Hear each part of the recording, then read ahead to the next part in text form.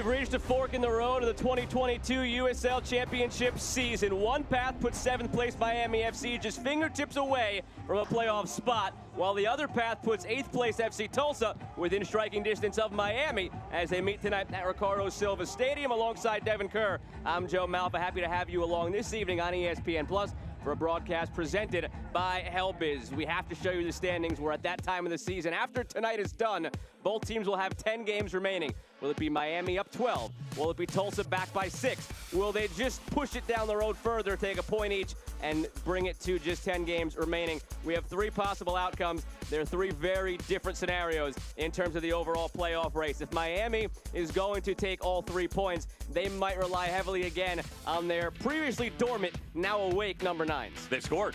They didn't just score 1, they scored 3. Kyle Murphy and the bad man himself coming off the bench, Romeo Parks. 3 goals in the last game against New Mexico United on the road at the Lab, by the way. Well, how good is that? It's great to score 3 goals. It's great that the 2 9s got it going. They only had 3 goals combined in the months of May, June, and July leading into this game. Everybody ahead of time talked about the defense, 11 clean sheets. Minuscule amount of goals given up, but it couldn't be the back 4. The 9s are going. Can they keep it up? If so, they'll be playoff bound. And if so, it means bad news for Tulsa. What are we showing you here? The average points per game by the last team in the Eastern Conference playoff field each of the last 5 seasons. You got to target 1.42 on an annual basis. Tulsa has a lot of climbing to reach that point. Take into account as well, only a 16-game season in 2020 for the COVID year that saw the groups. But throughout all of that, what you're looking at is teams that struggled on the offensive side of the ball. Brendan Burke, 2017, young guys who could defend. They were learning. Brendan Aronson made his debut. And then they tried to figure out ways to score goals. Gary Smith in Nashville in 18. They could defend with the best of them, much like Birmingham Legion. But all of these teams squeaked their way into the playoffs. They found a way to get it done when it mattered most. FC Tulsa has had some quality results recently, but they've got to find a way to put a collective effort together multiple games in a row. Otherwise, they will be out, and they'll be watching come October. You see the first team on that list, FC Tulsa did it themselves last year. If they're going to do it again, it has to start tonight against their direct competition in Miami FC. These teams met a couple of months ago to a scoreless draw. Do we have more in store tonight as they meet again? Miami FC and FC Tulsa next on ESPN+.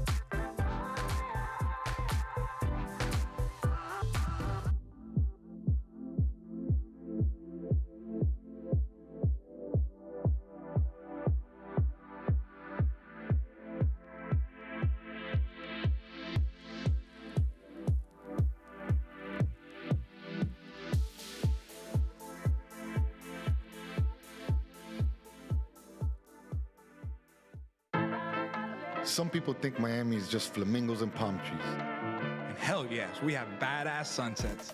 But Miami's Little Havana, Doral, Little Haiti, Hialeah, Wynwood, Coconut Grove, Kendall, Calle Ocho, Sweetwater, Homestead, cortaditos y coladas empanadas y croquetas. is so much more. This is the 305. This is who we really are. This is what we are all about. I am Latino. I'm a disruptor. I am LGBTQ. I am a villain. I am a mother. I am Haitian. I am an athlete. I am an activist. I am a king. I am American Dream. I am the future. I am AFC. Miami, a Teams have taken the field at Ricardo Silva Stadium. Let's meet the starting lineups tonight, beginning with the home side, Miami FC. Starting lineups tonight are brought to you by Helbiz. What do they say, Joe? Remind me, if it ain't broke, don't fix it. Don't fix it. That's right. No changes whatsoever for Anthony Pulis and the team that went on the road against New Mexico United in the Western Conference 3-0. This comes down to one thing for this team. They got a goalkeeper. They can defend. Excellent midfielders. Can the attacking pieces put it all together? Specifically, can the pressure that sits on the shoulders of Kyle Murphy in the 9 spot shine bright once again, get pushed out of the way, and produce goals? FC Tulsa, Donovan Ricketts, the visitors, they have made a couple of changes. 2 specifically. Dario Suarez will come onto the front line just underneath Brian Brown and Rodrigo da Costa. Let's see how much separation they create between themselves and the midfield four. Sion McFarland, great midseason pickup from Miami FC. That's right, Noah Powder comes over from Indy 11. Love the tandem on the outside. The back 3, Bourgeois got to move down into the middle. Dispay on the right, Rodriguez on the left. We know all of that. We know Austin Wormel can score. This all comes down to the 3 units staying cohesive for a full 90 minutes. Adam Kilpatrick in charge of this one. This is arguably the most important matchup in the early stages of the month of August here. If Miami wins it, they go 12 points clear with 10 to play.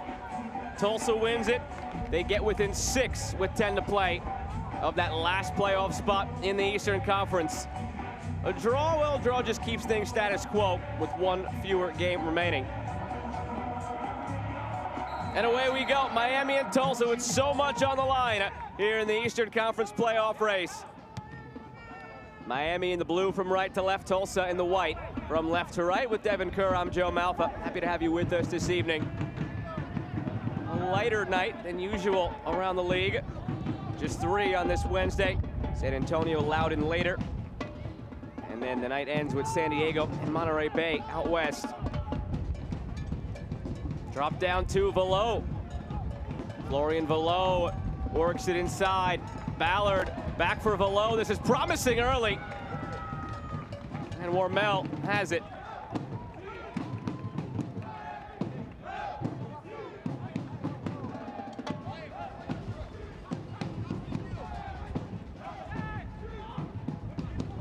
There is Sion McFarland donning the 11 in the white and gold. Was part of that swap that sent Joaquin Rivas to Miami. McFarland to Tulsa. He will be matched up on the same side tonight.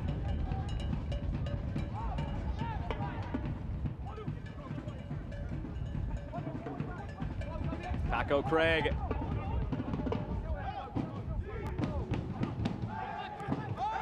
Pretty impressive words coming from manager Anthony Pulis in the pregame interview on social media, talking about the run of form that they've been on and the victories regardless of opposition. He's pretty stoic and calm about it. Just said, listen, we can win in a 3, we can win in a 5, we can win in a 4, we can play however we want to play. And now that we're scoring goals, basically they should be feared, and I don't disagree with that. You and I have had multiple conversations throughout this season about the quality of play around the USL Championship. Time and time again, I've told you specific moments where this team from Miami FC have produced some of the best. The problem is they haven't been able to do it over 90 minutes, and this streak that they're on has proven that, yes, they can do it. But now I look at the pressure aspect of it. The 9. You know, the 9's been an argument. Now the 9 for Tulsa with an early chance here. Brown floundering through. He took a swipe at that ball with his hand at the very end to end the attack.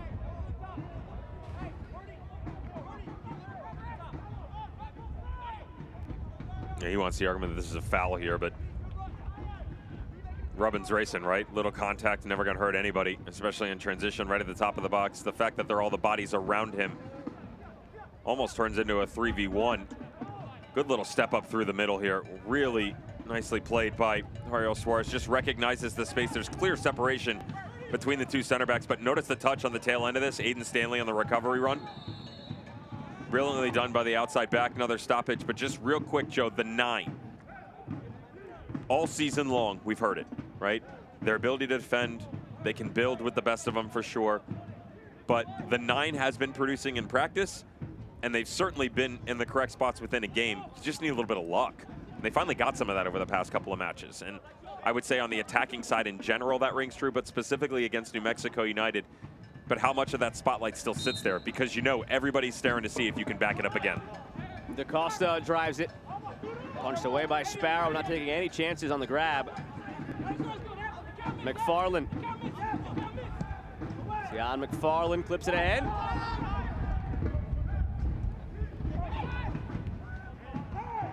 Out to Valo. Has the overlap from Segbers.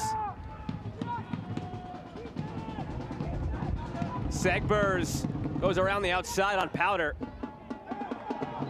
And did he earn a corner with the hustle? No, thought he might have for a moment. He's arguing that he did. Stopped it right on the line and got the deflection to go his way. An impressive run down the right side from Segbers. Defensively, can they hold fast with all the movement that has been this season? Into a 4, into a 3. He's got a decent argument right there, doesn't he? That's pretty close. I thought it was close live. Thought it was closer on replay. It's definitely closer for sure. And I'm not necessarily sure the linesman on the far side was in the correct position to see it, trailing just a touch. Ronald Rodriguez on either sides of the field. Dispe has shape-shifted himself. Bourgeois, they've sort of moved him into more of an advanced role throughout the course of the year, especially when Sam Dorr came in, all the changes that were made up onto that right flank in the wing-back position. Stanley gives it away. It's interesting in chatting with Anthony Pulis, for all the change Tulsa has endured over the last 2 months since these teams last met. Coaching change, personnel change, presidential change. He said it's still similar in the shape, in the tactics. The only real surprise they were waiting on for when the 11 came out tonight was where would Bourgeois be? Would he be further up the right side, or would he drop into that line of 3? The answer was he dropped into the line of 3 with McFarland coming out to the right side. That's really the only piece that still kind of moves around the chessboard for this Tulsa side. They've struggled at the center back spot, though. I mean, with all due respect to Johnny Fennick, and obviously he's done well for himself within the league, he has struggled maintaining a presence within the back 3. I don't necessarily blame him for that. If it's in a 4, I think there's a different argument for him for sure. I don't even say I think. I know there's a different argument for him. He just looks more comfortable when there are 4 players back there. When it's the 3, there's so many movements within the transitional phases. It's difficult to maintain organization, especially over the last couple of games when you've had the tandem pairing of Noah Powder and Sion McFarland. They don't drop as much. They still have the ability to drop down and help, but their presence on the attacking side of the ball is so vital to their success. So within all that separation creates more opportunities for opposition, harder to maintain camaraderie on the back line. Sam Dorr with Jeremy Poplin 2 weeks ago on the Blitz 1170 local radio in Tulsa spoke very highly of bringing in McFarland and Powder as they try to build this team in the image of his old Phoenix team. And here is McFarland out ahead in some space. Cabato. Powder working Segbers. Rolled centrally, falls out to DaCosta on his preferred left foot. Thought he was going to have a hit, but dropped it into Brown. Now McFarland drives it, and it's out for a corner. Vans Health is proud to be the official transportation partner of Miami FC and the presenting sponsor of the 2022 Miami FC USL Championship season. Fresh fade for the gaffer. High and tight. He use your guy? Could be right there. I need a haircut. It's been a little bit. You go on the road, you know, it's hard to believe that on our salary we can't bring a barber on the road with us. Dreams.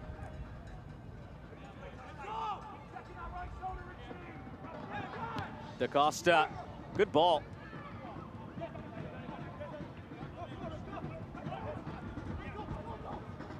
McFarland, DaCosta, cheeky little clip through. McFarland with some space and some options. Drives it on the ground. There were 2 players who had chances at it, but it goes harmlessly through. This is a heck of a ball, slipped through. I mean, how's the vision? McFarland trying to apply enough pressure, and then DaCosta on the back heel. You know, when you're up and coming, you start to move towards the professional ranks, Joe. A lot of times they say, head down, power, and just whip it across the box when you're that close. Make something happen. They almost get a little surprised that Brian Brown on the near post doesn't get a touch to it, but it was the close proximity and the nature of vengeance that was coming with that ball.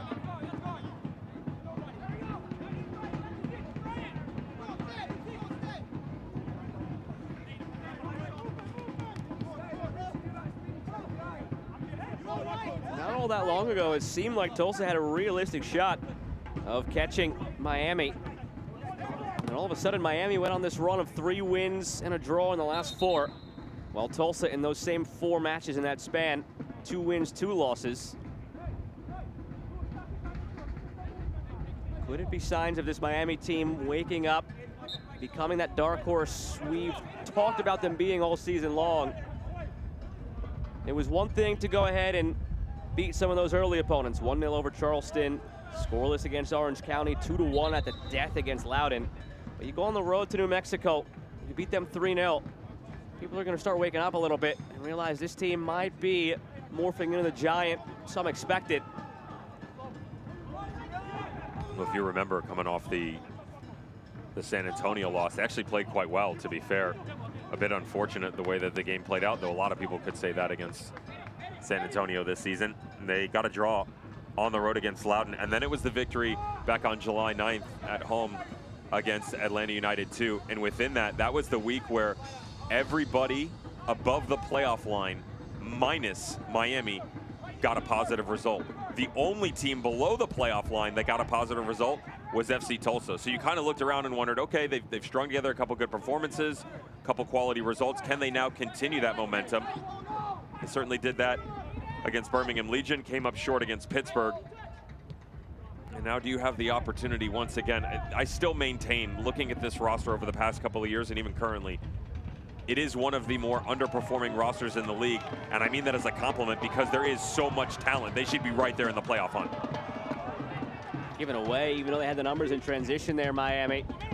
Ballard trying to win it back.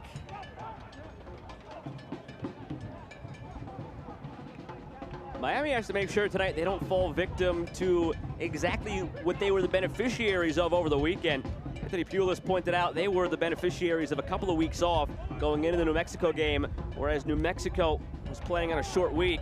This Tulsa team hasn't played since July 30th when they lost to Pittsburgh. Meanwhile, Miami traveled from west to east over the weekend after that matchup against New Mexico.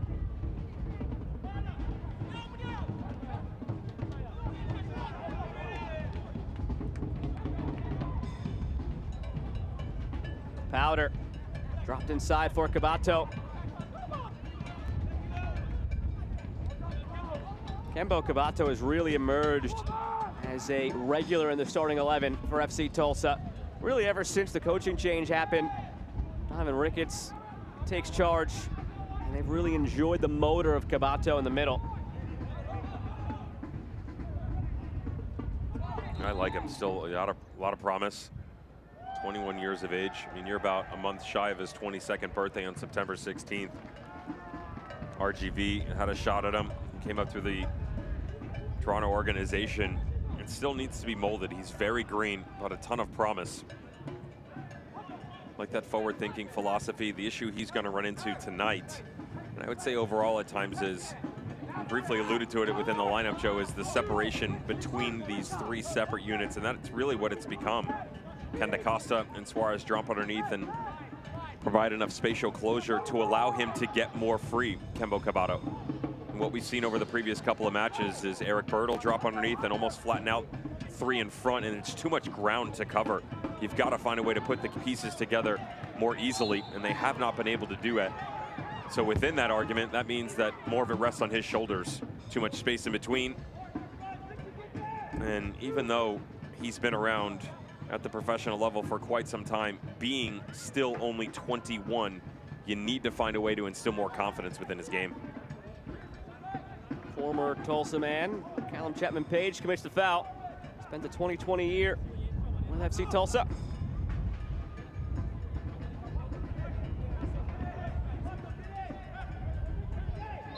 This is the last meeting between these teams this season for those scoring at home.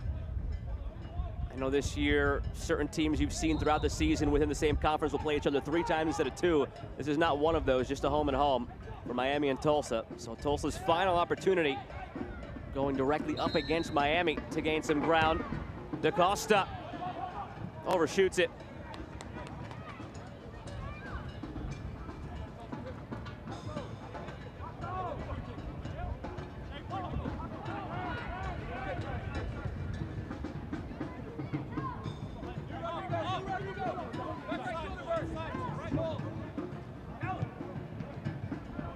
Can't start looking too far ahead for either of these teams yet. But on an evening like this, if Tulsa is able to come away with the points, but you're going to do it. I'm going to do it anyway. That's kind of our job. I mean, you know, you got to. They've got 3 at home coming up against Indy, Hartford, Loudoun, all below the playoff line. And then they go at Atlanta United 2, also well below that playoff line. So you start looking at the next 4 matches and the next 12 possible points for Donovan Ricketts and crew. And it's there for the taking if they're able to cut the deficit from 9 to 6 in this one tonight.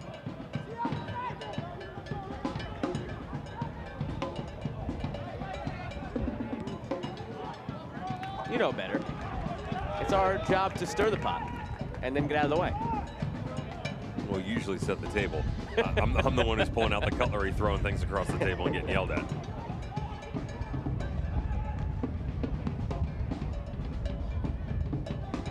It's something Donovan Ricketts addressed with his team. They know what's at stake. He called this a match that footballers dream of when it sets up for you like this in a race.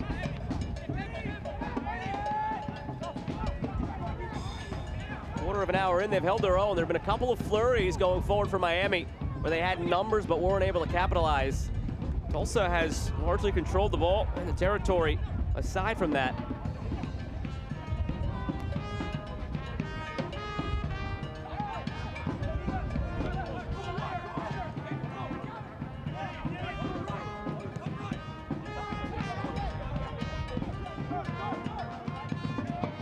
Bird drops it for Rodriguez.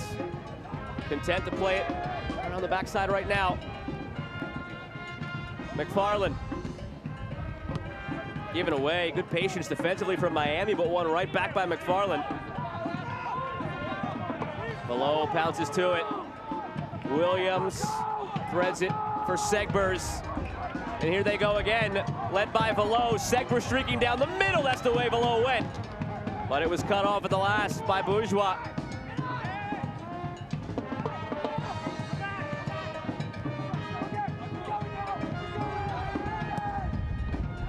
Away from danger. Brown holding up the play and draws the foul. Does that so well backing into the defenders.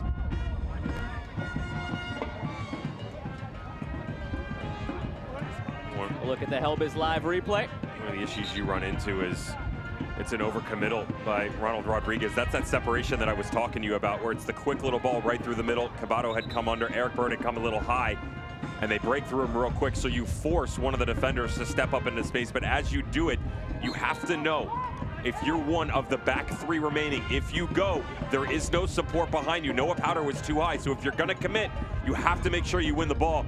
Very fortunate that doesn't end up as a better opportunity or in the back of the net for Miami FC.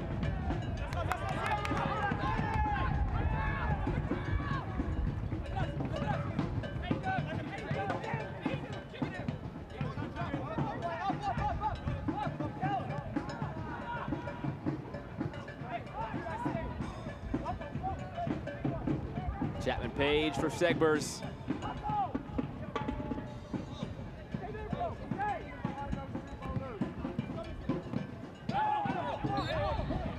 Off the arm of Joaquin Rivas. And back to Tulsa.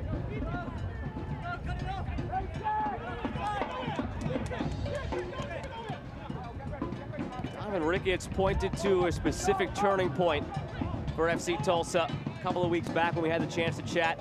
Said it came in his first game against Memphis. It went down 2-0 and were a bit rattled early on. But then in the second half, the team lifted itself off the mat. They didn't score, they didn't come back in the game. It still turned out to be a 2-0 loss. But they came away from that second half, having gone toe-to-toe for 45 minutes with Memphis, realizing that they have the clash to go up against some of the class of the East. And ever since then, that's when the results have started going their way. They've gotten into this playoff race. Take another big step forward tonight, and that would have helped there. Laid back in front to Brown, still loose, pinballing, and now ricocheting the other way.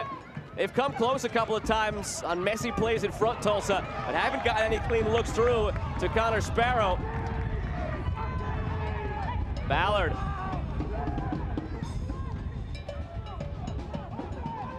Speedy Williams.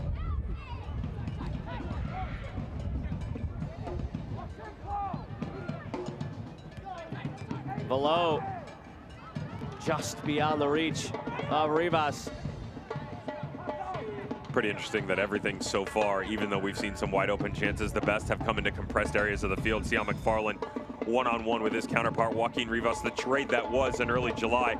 Excellent ball sprayed back across, but Brian Brown, it's the second time now he's got a half-decent look in or around the top of the 6-yard box. First one was on the near post. This one, the same exact argument, but his positioning is just off, and that's sort of been the thing for Tulsa over the past couple of games. They get themselves into good spots. The quality of opportunity is there.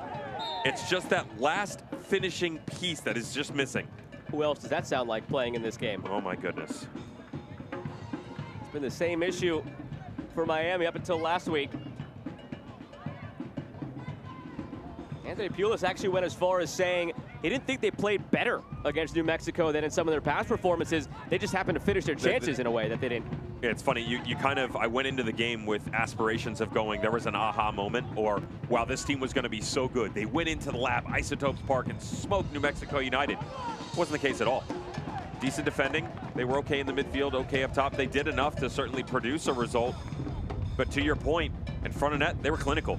They didn't have a ton of opportunities, but when they poked their head out, they shoved them right back into the 8x8. The coaching staff, the players, the trades, everything is all starting to come together for this squad. FC Tulsa just hoping that doesn't amount to 3 points tonight, and instead they can steal something. Confidence key for the strikers. They're hoping Miami, that last week's outburst, 2 for Murphy, 1 for Parks, starts to spill over. Turn into an avalanche of goals that they take with them into the final 10 matches of the season. You want to be your best down the stretch, peak at the right time. That was a harbinger of things to come against New Mexico. Then watch out. Think back to when Miami played Phoenix earlier in the year. Devin, I remember you came away from that game saying the first half from Miami was the best half you've seen from any team at all this season. It's just they haven't done that consistently. If they can start putting that together, this is a team that you circle come late October, early November. You'd rather not play them if you can avoid it. And the problem is now is, while I still think I would make it a top 5 performance, I'm not necessarily sure I could make the argument for the overall #1. It's still right there, but now is the time where you're seeing the Louisvilles, the Rowdies. I would make the argument in the Western Conference, San Diego's starting to have a say for themselves. There are teams coming around right now at the exact point in time where you expect them to. Instead, Miami are almost a shade of themselves in that performance that was on the road in the loss. A little change, by the way, for Tulsa, just to keep an eye on after the set piece. Dangerous as it can be. Dispe on the backside, a little bit of a mismatch against Kyle Murphy. From a height perspective, they've dropped more into this 5 with 4 midfielders. They just got to find a way to find connectivity with Dario Suarez and Rodrigo da Costa. As McFarland and Powder come in deeper, you can build through them, but you still got to get Cabato and Bird involved as well. Suarez, good ball, flicked on. Not nearly enough by da Costa. Got a small piece of it. I almost thought Suarez, considering some of the highlight reel goals we've seen from him in this league, would go for a goal there with Sparrow staring right into the sun.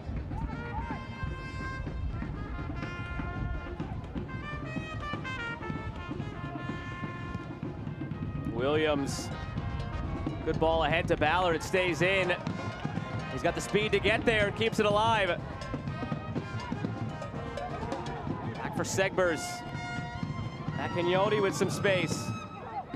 Below. Aiden Stanley.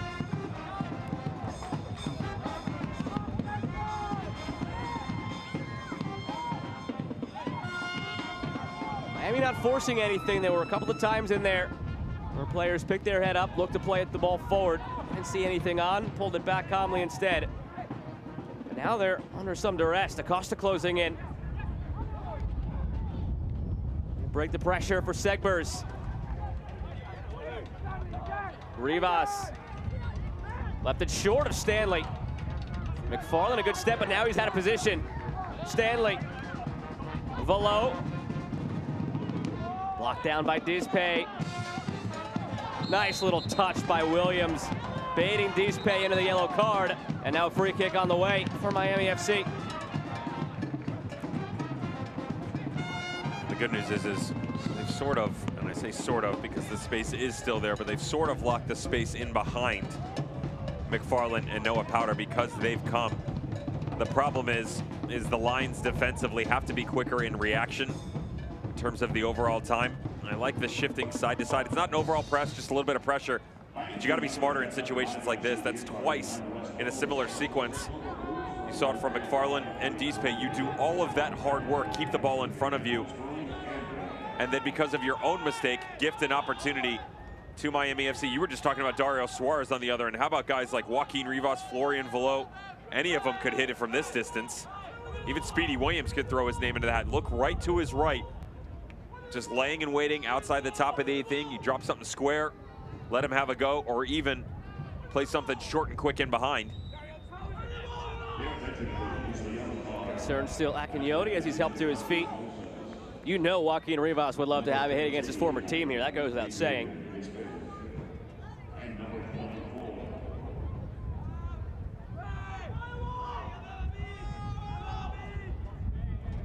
This is not the first time Rivas is playing against Tulsa. It is the first time Sion McFarland is playing against Miami in this league. Rivas played against Tulsa when he was with St. Louis back in 2020.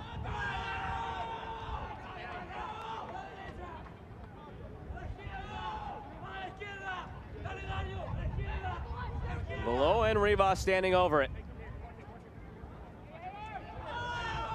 As you noted, Devin, Speedy Williams lurking for a little touch across. Rivas goes direct toward the back post. Good ball, better header. That's one for Miami. Paco Craig, the beneficiary of an outstanding delivery. And in a tight playoff race, Miami on the brink of creating more separation.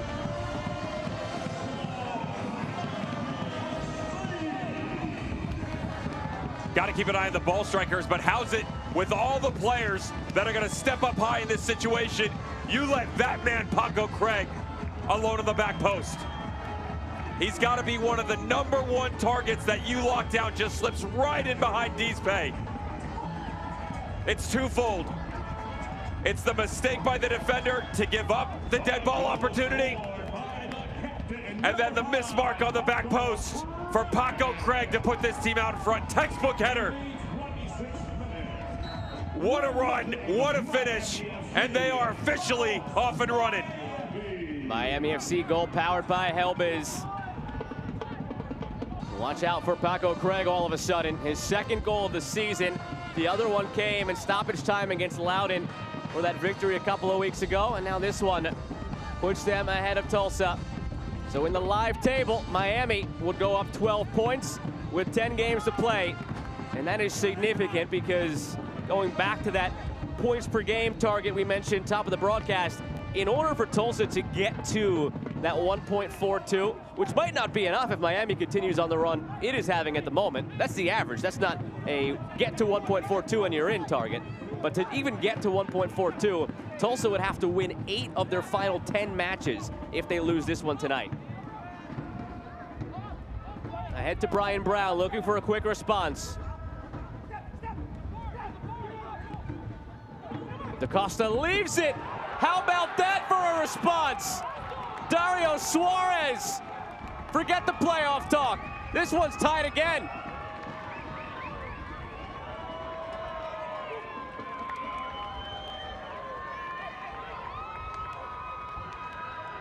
What was the title of the graphic coming in? Down, but not out. The ball movement, when you watch this team, recycle to siphon to combo. You can describe it any way that you want, but the off-the-ball movement is to perfection here from Dario Suarez. Right at the top of the 18, slides itself back across. Love the fact, Joe, that he takes it off the instep. Doesn't go with power or with the laces, just lets it come right across his body. Momentum does the work into the upper corner.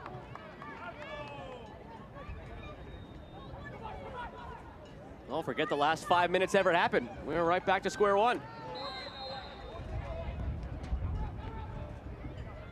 Paco Craig started it with his goal. He sends it back down the field. Miami's turn to respond again. Now for a goal kick. Celebrating its 75th anniversary, Select is proud to be the official match ball supplier of USL Championship. Choose what you play with at www.selectsportamerica.com. Select, league's choice, player's choice.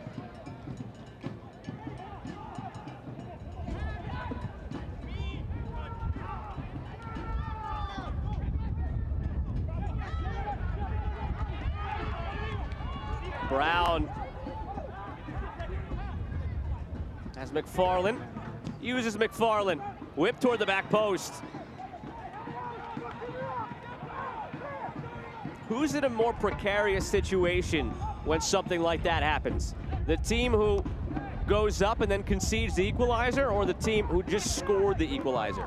I'm nervous if I'm Miami right now. That's going to be a subjective answer from whomever you ask, but you're playing with house money if you're FC Tulsa. You literally have nothing to lose. So the pressure to me sits on the shoulders of everybody in a blue jersey. You go up early, could make the argument they had the better run of play, though the chances probably favor the visitors.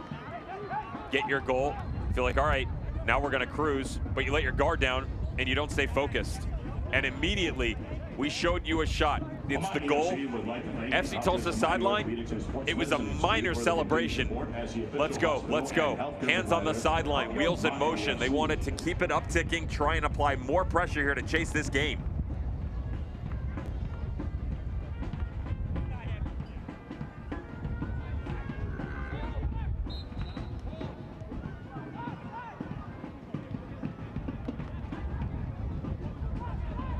If you're Tulsa, you want to parlay this now into a lead going into halftime. On the season, when they're tied or trailing at the half, 2 wins, 11 losses, 4 ties. When they're up at the half, 5 wins and a draw.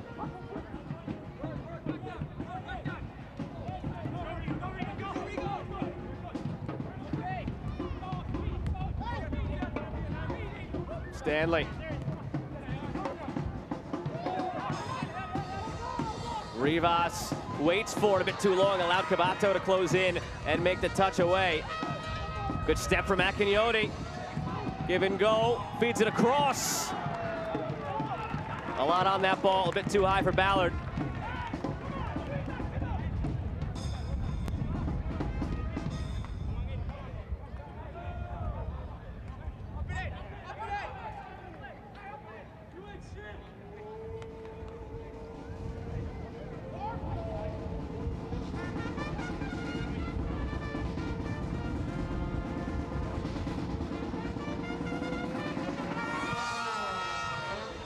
Band having some fun at Ricardo Silva Stadium.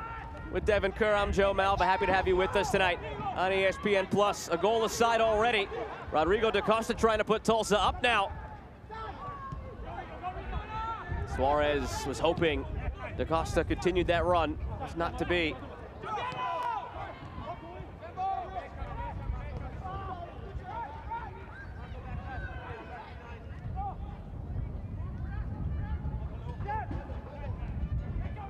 Bourgeois.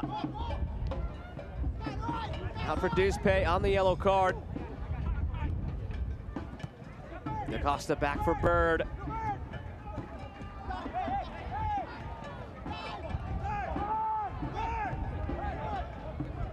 Adam Kilpatrick has to sidestep there. Official almost ended up with the ball at his own feet. Now it's Chapman Page for Segbers.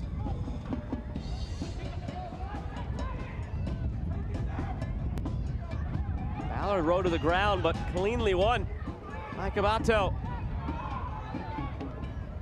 Suarez thrust ahead, ended up in an offside position. Below has Murphy to his left, calls his own number instead. Ormel left quite the rebound, but nobody close enough to get to it for Miami.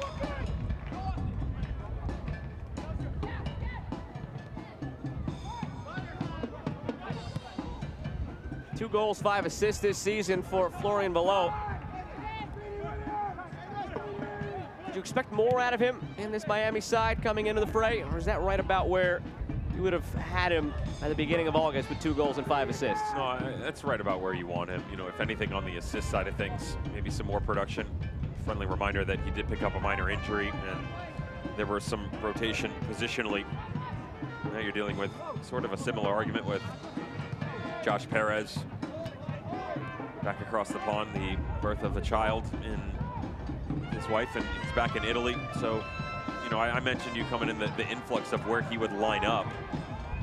Drop in the 10, move to the outside. Seen a lot of them for sure. With his skill set, it is the type of player that could produce double-digit assists, though. Don't necessarily think you need the supplementation from goals, though. Of course, that rings true as long as you get the production out of the 9, which, as we mentioned coming in, hasn't been the case.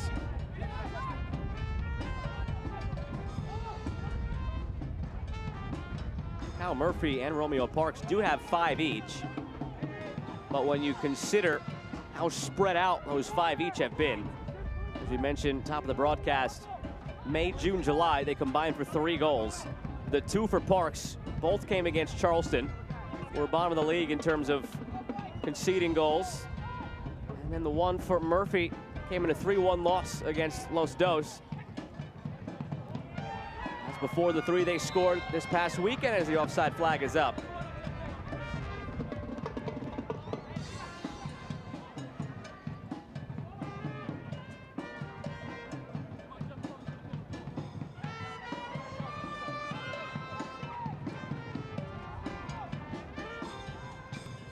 Game seems to have settled back into the rhythm we enjoyed for the first 25 minutes.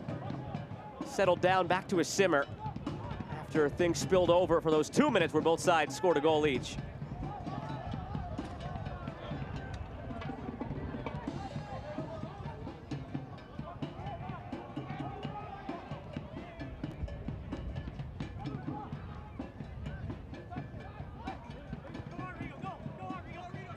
Stanley opens up.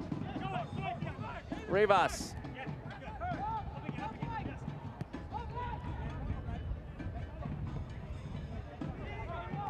Chapman Page put Williams in the best of positions there, but Speedy Williams played his way out of it. Akinyoti.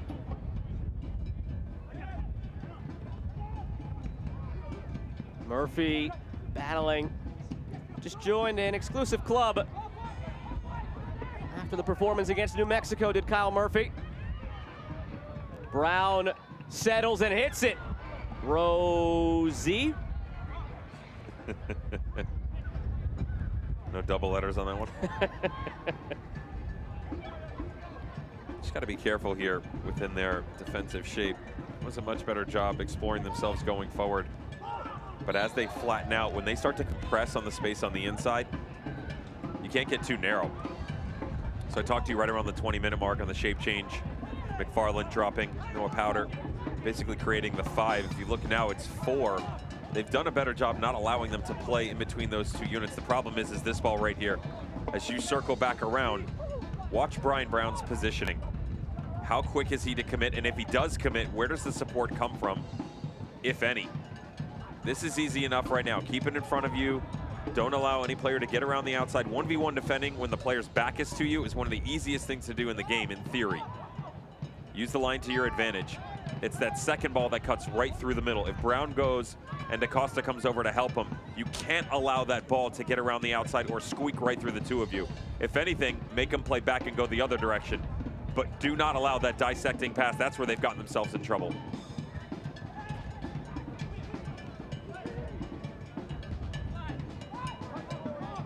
Here's Stanley again. Now Rivas. Played in toward Murphy. And out for a corner. That club that Murphy joined, by the way, 18th in league history to reach 50 goals. Did it in his 168th appearance. 169 tonight for Kyle Murphy in this league. Hoping it produces goal 51 and perhaps then some.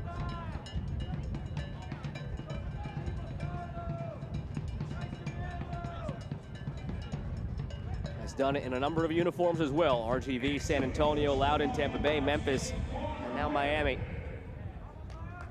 No season better than last year's, where he scored 20 in 31 games for Memphis. Below, it fell for Chapman Page, but the offside flag did come up prior to that.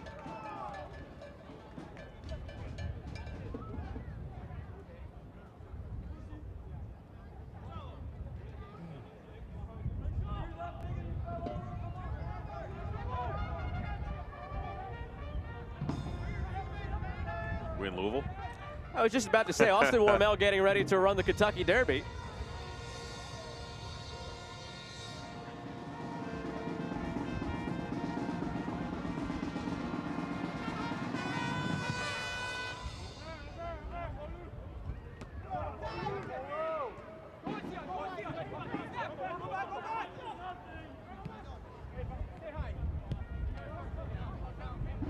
He's a man of many talents, Warmel. Started in the front office, don't forget, for Tulsa before he took the starting goalkeeper job.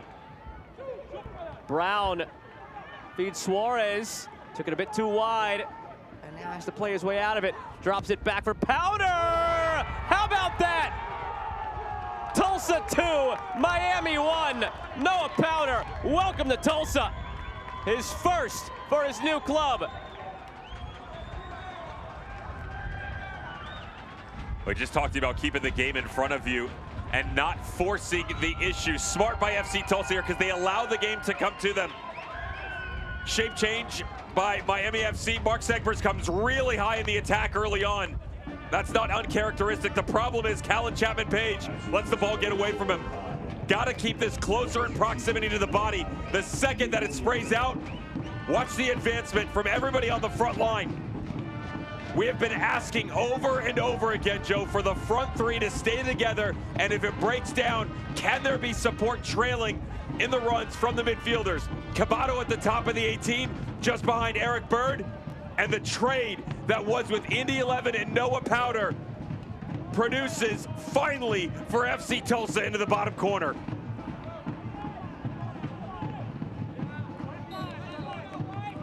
How the complexion has changed from 15 minutes ago to now. 25th minute, Miami goes up 1-0. Live table, they were up 12 points with 10 games remaining after tonight. Now, it's Tulsa closing that gap to 6. Miami flares it to the back post, and it's out for a corner.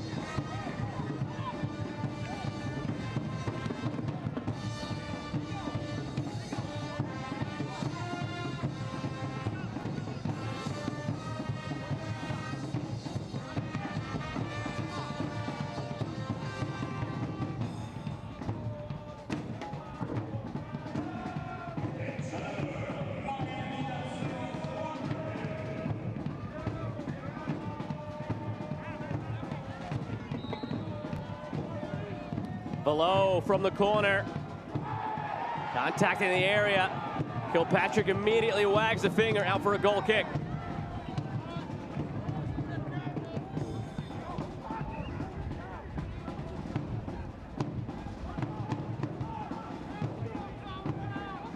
Now it is up to Anthony Pulis to figure out how to battle back from behind.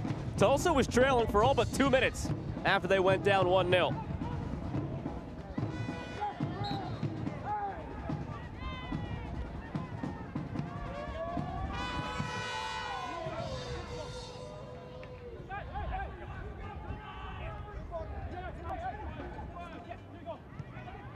Oh, how's your touch, Rodrigo da Costa? Go to work, son. Has Powder in space. Back for da Costa. Flicks it through to Suarez. Confidence budding now.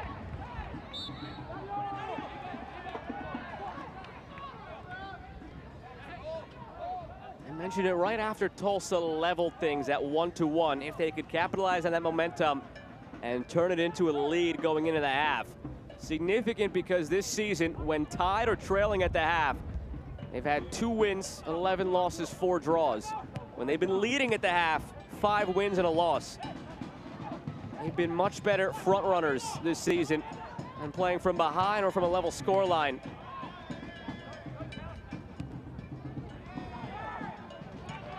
Still have a couple of minutes to get through, though, in order to have that halftime lead. Rivas was lurking, out for a corner. Nice grab by the gentleman in the front row.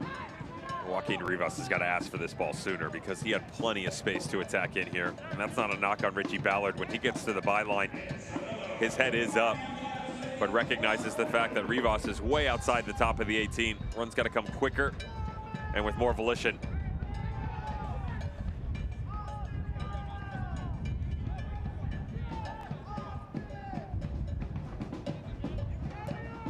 Below.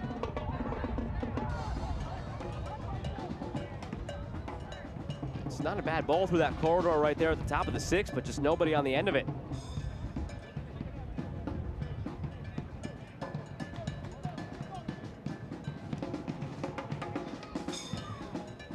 When they met in early June, it was a scoreless draw. So I guess they were saving the goals for tonight.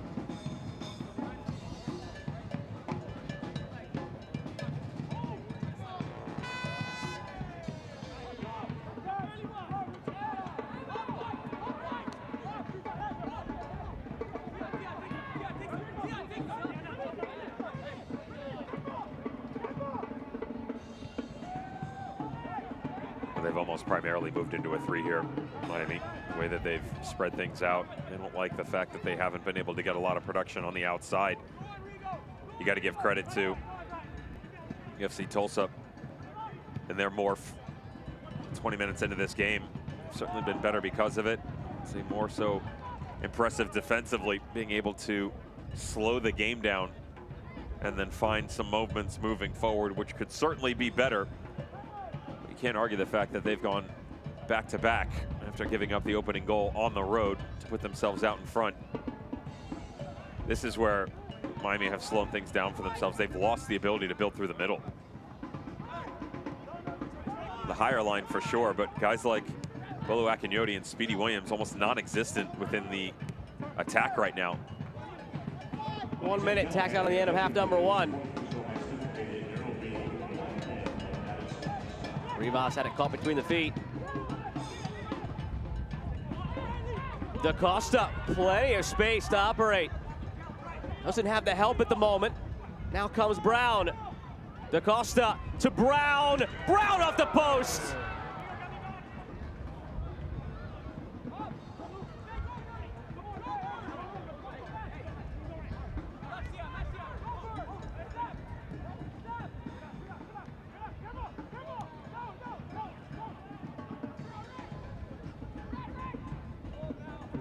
Miami fortunate to be down just 1.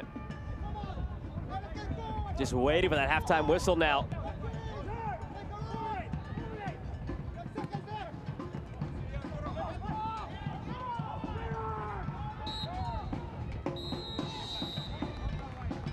There is your halftime whistle. They went down a goal, but FC Tulsa roar back and take a 2-1 lead into the half. One of the biggest arguments coming into this game was, could they keep it as one comprehensive team? The answer has been yes. Shaky to start the match for FC Tulsa. They regrouped, bagged themselves a couple of goals. That man right there, Noah Powder, just before halftime, 38th minute, puts one into the bottom corner. Dario Suarez got the opener to get this thing rolling for Miami FC. What are you guys doing? They started magnificently and then moved away from the game plan. Gotta find a way to get the midfield two of Akinyoti and Speedy Williams back on the ball if they want to find success. Seemed like Miami might kick things into a higher gear early on, coming off a 3-0 win over New Mexico. They go up 1-0 here, and all of a sudden, FC Tulsa is the side looking to make the climb up the Eastern Conference standings. They're up by a goal as we head into the half here on ESPN+. The Macron Halftime Show in a moment.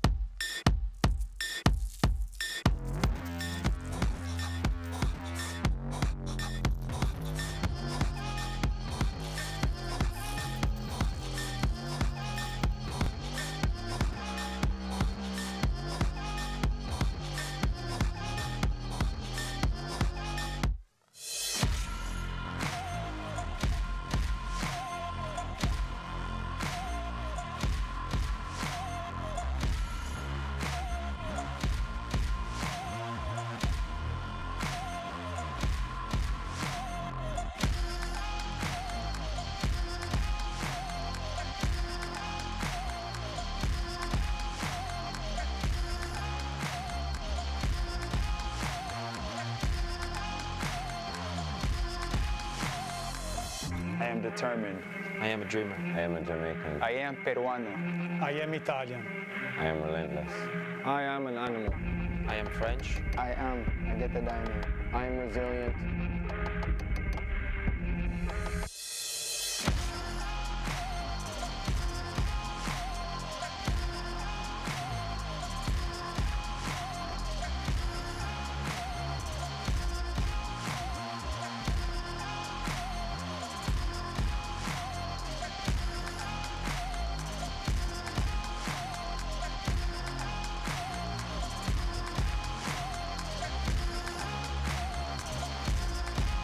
I am Miami FC.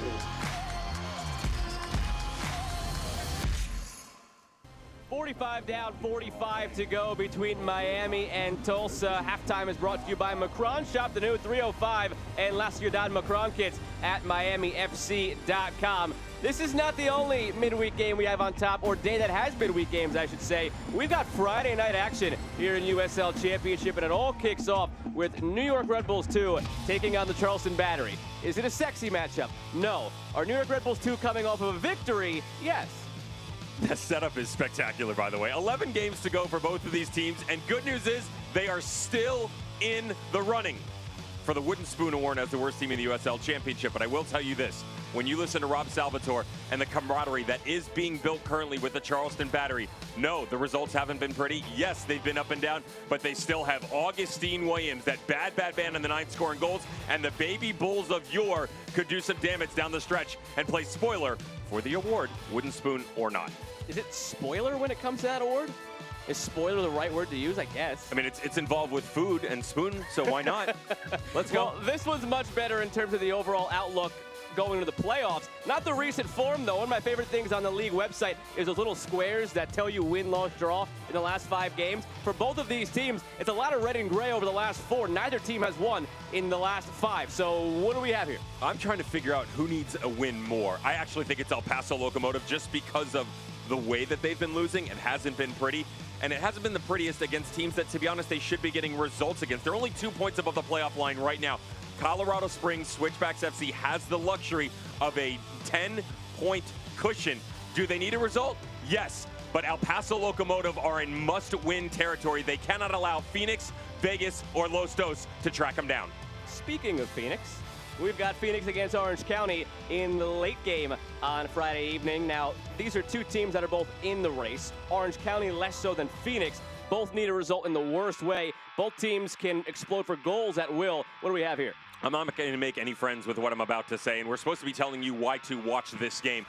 But the hump that broke the camel's back already happened for Orange County. They're out of the playoff race. It's that simple. You're 10 back. You've got 11 games to go. Mathematically, of course, 33 points available, but they're not averaging enough to be able to bump themselves into the playoff race. Phoenix Rising, through all the roles, only 1 win through 10. They still have an opportunity, only 4 points back. Much like the game tonight, this is must-win for Phoenix if they want a shot at the playoffs come October. Well, that we have on Friday. We still have 45 to go here with playoff implications in the Eastern Conference between FC Tulsa and Miami when we return here on ESPN+.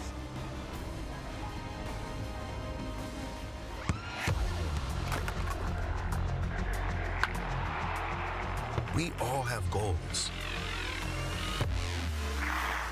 But let's be honest, most of us aren't going to be professional athletes. But if your goal is to finish your degree, we can help. Come to a university that puts your goals first. Bellevue University, your partner in finishing goals. I'm on that routine.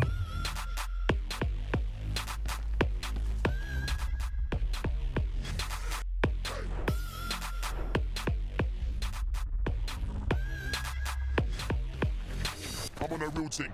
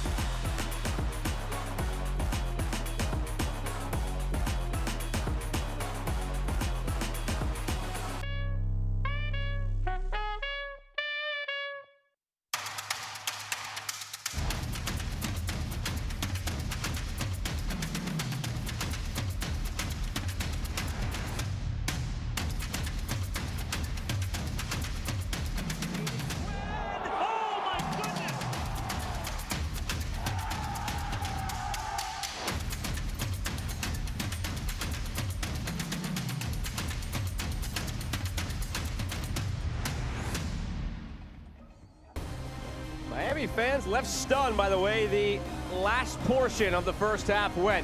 After going up 1-0, it turned into a 2-1 Tulsa lead going into the break. And we come back to our game in a moment, but first, a look around USL Championship with some news and notes. Tampa Bay Rowdies, you can't stop him right now. Neil Collins, he is the coach of the month for July. Sacramento, of course, they did what they did. They go on to the final. That is less than a month from now. And we've got a big returnee for New Mexico. How does that change things in the West? Well, in theory, that's firepower. In theory, 17 goals in 2019, coming off of the frustrating year that was in 18 for Phoenix, and a magnificent year for Colorado Springs in 2017. So the pitter-pattering back and forth on the odd year, it looks good. The problem is we're in an even year. It's midway through the season, and New Mexico United is struggling for results. In theory, they should be better than where they're at. But Kevin Frater, certainly one of the guns coming in who shares a common bond with the curse. 13 games unbeaten, by the way. 10 wins, 7 in a row. That's a video game. New York, Atlanta, opposite end of the spectrum, but it was an exciting one last night if you tuned into any of it. New York, down a man, ended up getting the game-winning goal very late on. Tampa Bay, the win against Detroit, and then Birmingham, well, Birmingham did Birmingham things against Atlanta. As Mike Watts said on USL All Access on Sirius XM-MC, Birmingham, I'd like to report a murder. 6-0. That's just rude. You don't do that to anybody. We've got the upcoming ESPN slate of games around the league. Still got to wait a little while for the next one on September 18th, Sacramento and Orange County. And then we've got the heavy hitters in the East, Louisville, Memphis near the top. Tampa Bay right there with them against El Paso, who's fading, but El Paso, they've got some time between now and then to figure things out. They've got some issues, though, and they got to get it on track quick, the way that the Western Conference is. There's not much separation between all of those playoff teams. Talking to you right now, there's only 7 points between 6th and 12th. I said it was a problem for what went on in Atlanta and in Birmingham. That's way worse. I would not want to be in the Western Conference right now, whether it's Monterey or El Paso Locomotive, because everybody above them is starting to pick it up. They're all trying to find form. It's a bit of a problem right now for Miami as well. They went out to a 1-0 lead, but they're down a goal now as we're set to begin half number 2 here from Ricardo Silva Stadium.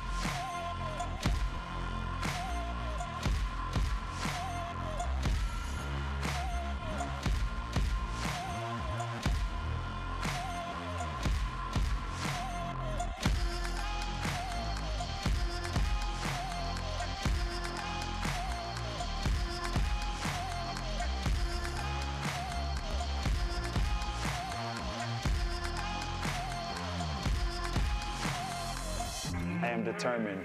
I am a dreamer. I am a Jamaican. I am Peruano. I am Italian.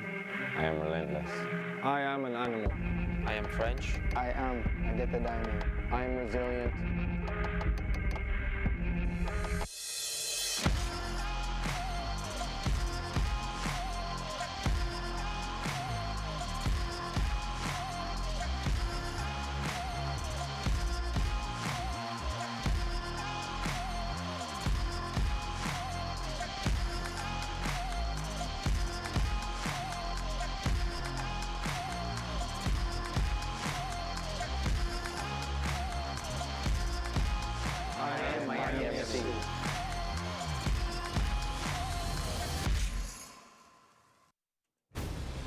Tonight's match is presented in part by Helbiz, Baptist Health Orthopedic Care, Macron, and Broadmax Networks.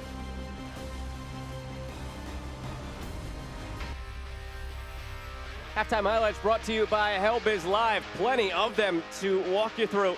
It started with a Miami goal, and from that point on, it was all Tulsa. There's not that much rotation within this. I like the little stutter on the back post by Paco Craig, though. Looks like he's going to cut his run back to the inside. There's a slight hesitation, then just slowly bends his run all the way to the back post. Clear as daylight, right into the back of the net. 1-0 Miami FC. And then watch the amount of places that they have up high here. That's the key question for FC Tulsa. When they move in transition, can they put numbers together? This time the field had been compacted. 7 guys right around the top of the box. Pay dirt in the top corner. Great strike by Dario Suarez, and then the pressure. Now, the pressure is good, but this comes down to the turnover by Callum Chapman-Page. They changed their shape on the back line. They moved into a 3. If you go to make that step, you better be damn sure that you got that ball close to your body. He does not. Instead, Noah Powder makes it pay into the bottom corner. Great patience by FC Tulsa on the tail end of this to allow that to develop and the supporting runs to come up from the backside. Brian Brown is probably going to feel snake bitten heading into the dressing room. 3rd opportunity of the night. What a ball by Rodrigo da Costa. We've said that a couple of times in this first half.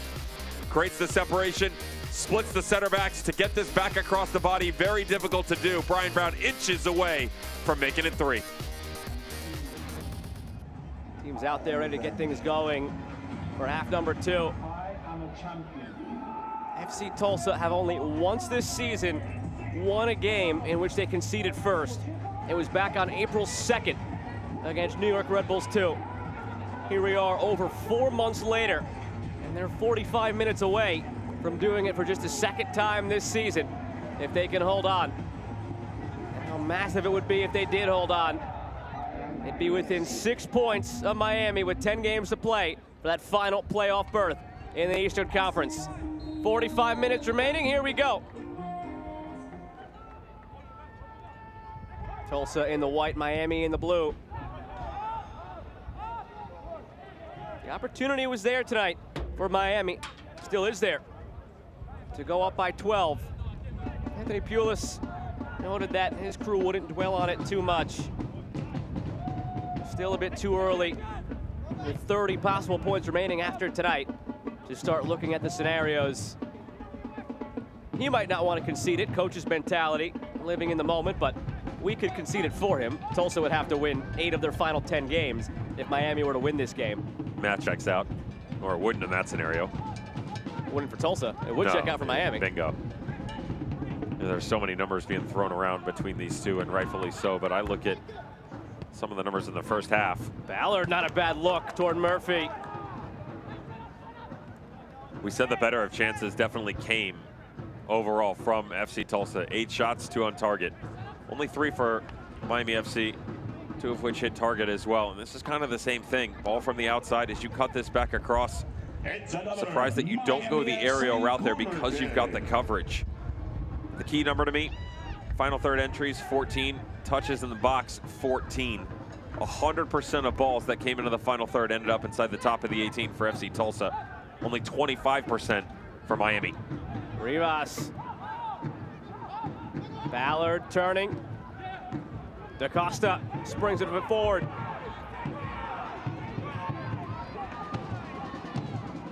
McFarland waits for some help. Cavato running through the middle. Here he is. Back for McFarland.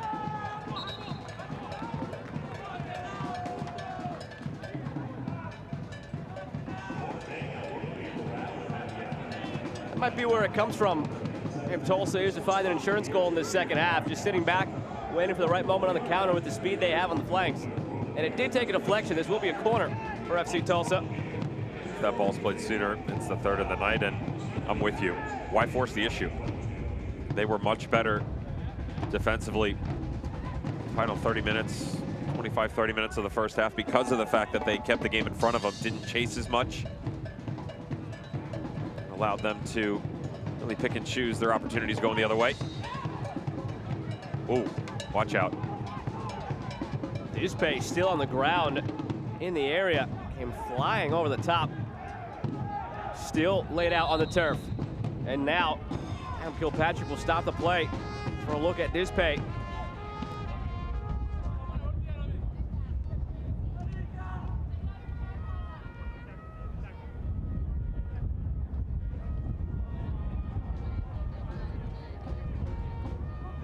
turn away if you're faint at heart. The way he drops, oh, it lands hard, and that turf is not forgiving, I promise you. Glad to see him up and moving. Little hip pointer on that right side. It's always funny to me, and I fully respected the comments by Anthony Pulis, but when you and I were we were trying to poke him, right? Like, is this a must-win game? No, of course it's not. I got 11 games left. There's 33 points available. And you want to respond and go, yeah, but. Yeah, but.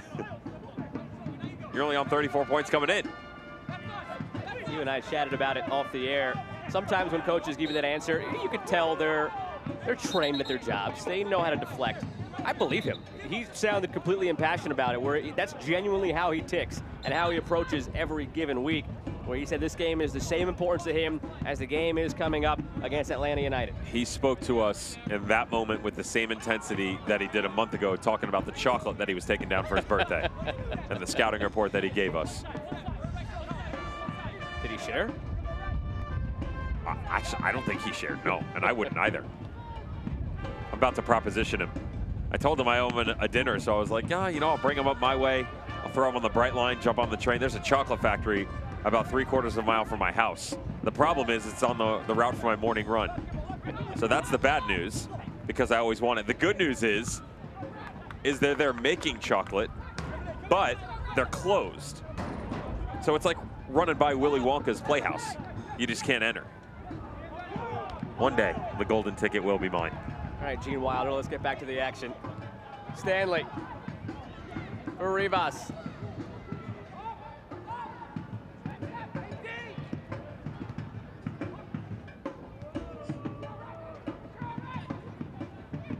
One of these two teams will have that golden ticket into the playoffs in about a month and a half from now, or 2 months, I should say, from now. Segbers puts it beyond Williams, and immediately Tulsa looking to counter again. On the flip side of not calling it a must-win on the positive end, Pulis did touch on the negative end. He said, look, if we lose this game, we're still up by 6 points with 10 to play, so we still have a cushion. We have a smaller one at that, and we can't be complacent at all, but the sky's not falling if we do lose this game. We're still 6 points ahead of this team. I'm with you on that. The issue I would run into in that argument is, in the immediate future, you know, the next 3-4 games, the schedule favors FC Tulsa. You talked about it earlier.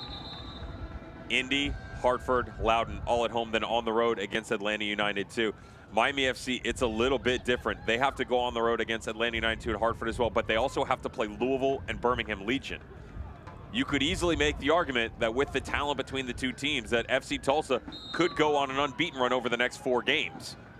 And Miami might only be able to get 2 wins. Played in by Velo. Craig heads it across. Chapman Page going to ground, put it over the bar. This looked to be headed in, square back across, but I thought it was headed into the bottom corner. Velo, a couple of times now, it's almost the exact same ball. Just drift it to the backside, see if you can get someone to run under it. The redirect back across the 6, find a trailing run. There's such a height advantage on this team for Miami FC, and the ability from the aerial route. On second look, it came squarely off the face of Rodriguez rather than Chapman Page, which is why it's a corner, and it's why Rodriguez is still on the ground.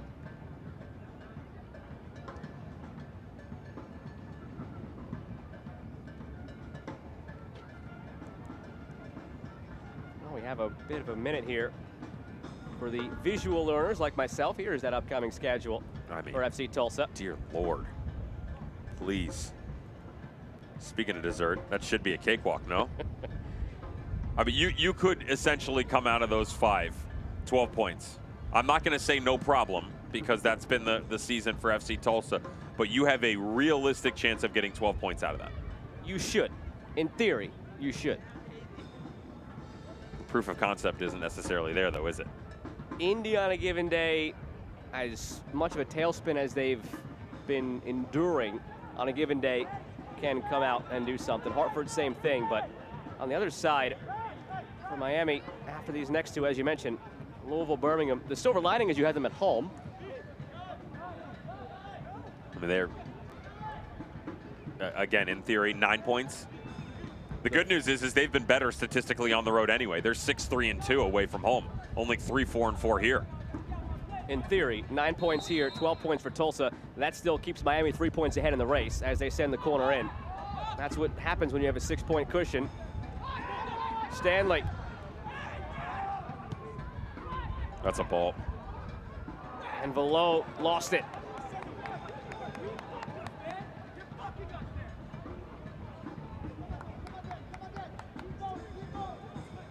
To me, he's got to be, Aiden Stanley, one of the bigger pickups for this team that probably doesn't get enough credit for Miami FC. He's a youngster who Anthony Pulis had his eyes on a long time ago. He came up through the Scott Gallagher program, Illinois native, and opportunities within the St. Louis FC team that was in the USL Championship just a few short seasons ago, 2016, 17, 18. Regularly seen him reps for the youth 18s, the 19s at the youth national team level. Went off to Duke, played for John Kerr Jr. 2 seasons. And then one of those little loophole rules where you can go sign before you get drafted, almost like a fail-safe, Joe. So he signs with Sporting Kansas City too. Then Austin said, no, we'll take that. Please and thank you. It's his left foot though. Just watch him, he's such a good carver of the ball. It's right pace, right precision. And if you watch him, he's always active. He's got quick feet. He's someone who, when you watch him on the field, the way that he positions his body, you almost don't expect him to be a defender because he's so fluid in motion. Service on a dime off that magnificent wand on the left side of the body.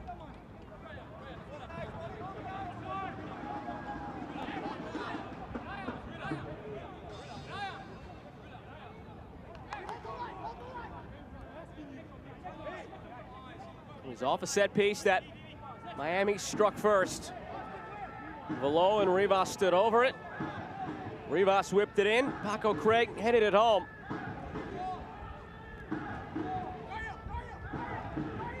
And remember, everything that they've done so far, whether it be from a corner or a set piece, has gone long into the back post. Trying to A, go direct, or B, get a secondary run up underneath. Below. Ispe brings it clear past Craig. Ispe eyes up the field, looking for the home run ball over the top. Picks out Cabato, sends Sparrow scrambling back into goal.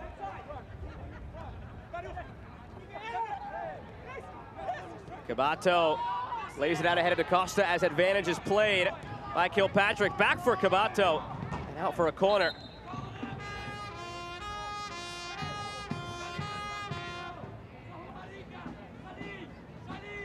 It's Suarez still on the ground, being checked on by Kilpatrick.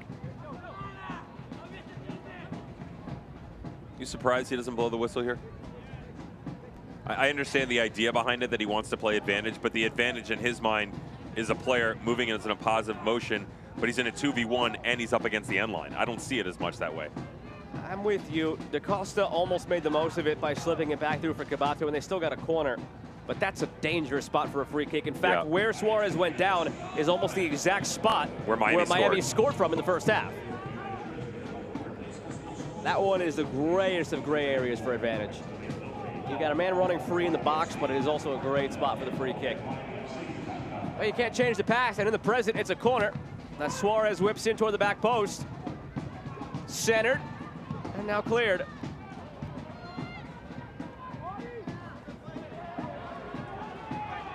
Bourgeois.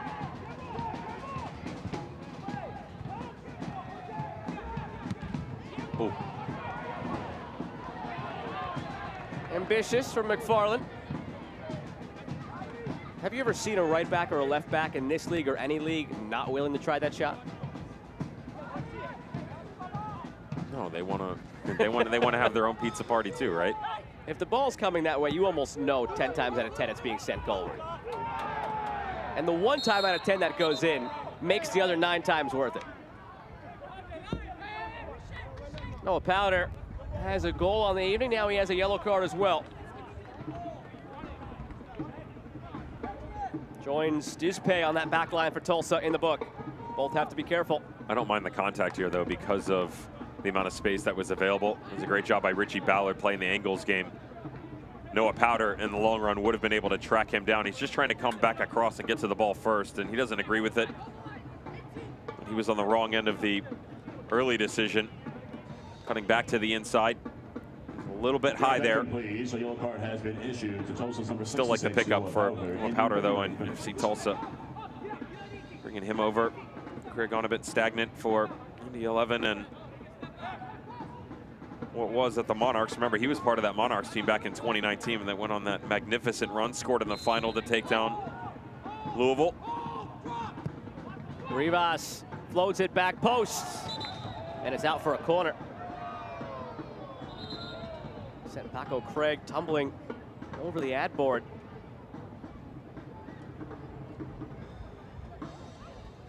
This is just his own momentum getting in the way. How's the header, though? Watch this little flick. Good for you. Adrian Dispay, he's had a rough go of it. Yellow card you mentioned. This is really good. 1v1, though. Just inside the box to touch this over the line. That's communication as well from his goalkeeper and everybody else in the box. They've got the best view of it and telling him to just knock it out.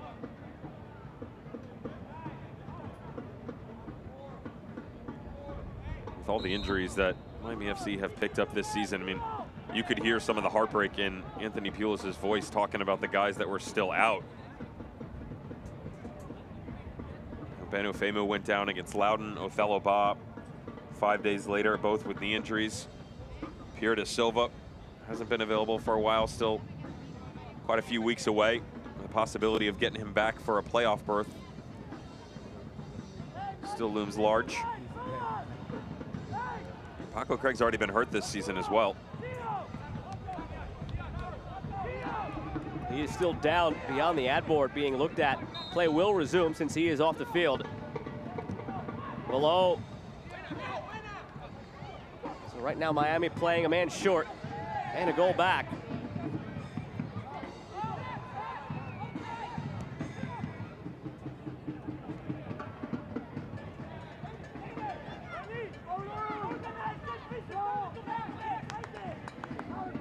Craig has just emerged from behind the advertising board, back to his feet.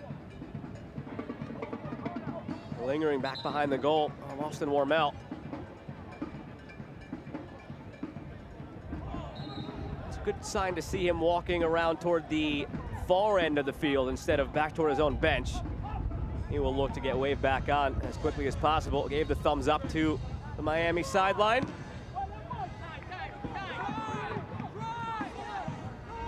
There's some venues around the league where the boards at the end line are not as forgiving as that one that just toppled over. Craig has to hustle all the way back now with the attack the other way for Tulsa.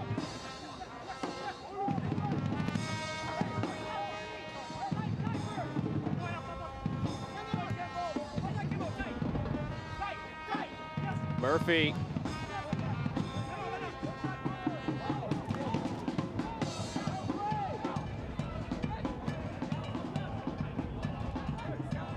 Wonder at what point do we see a spark brought in off the bench for Miami, whether it's Sordo, Parks, Adonijah Reed, Mo Walker, they have options.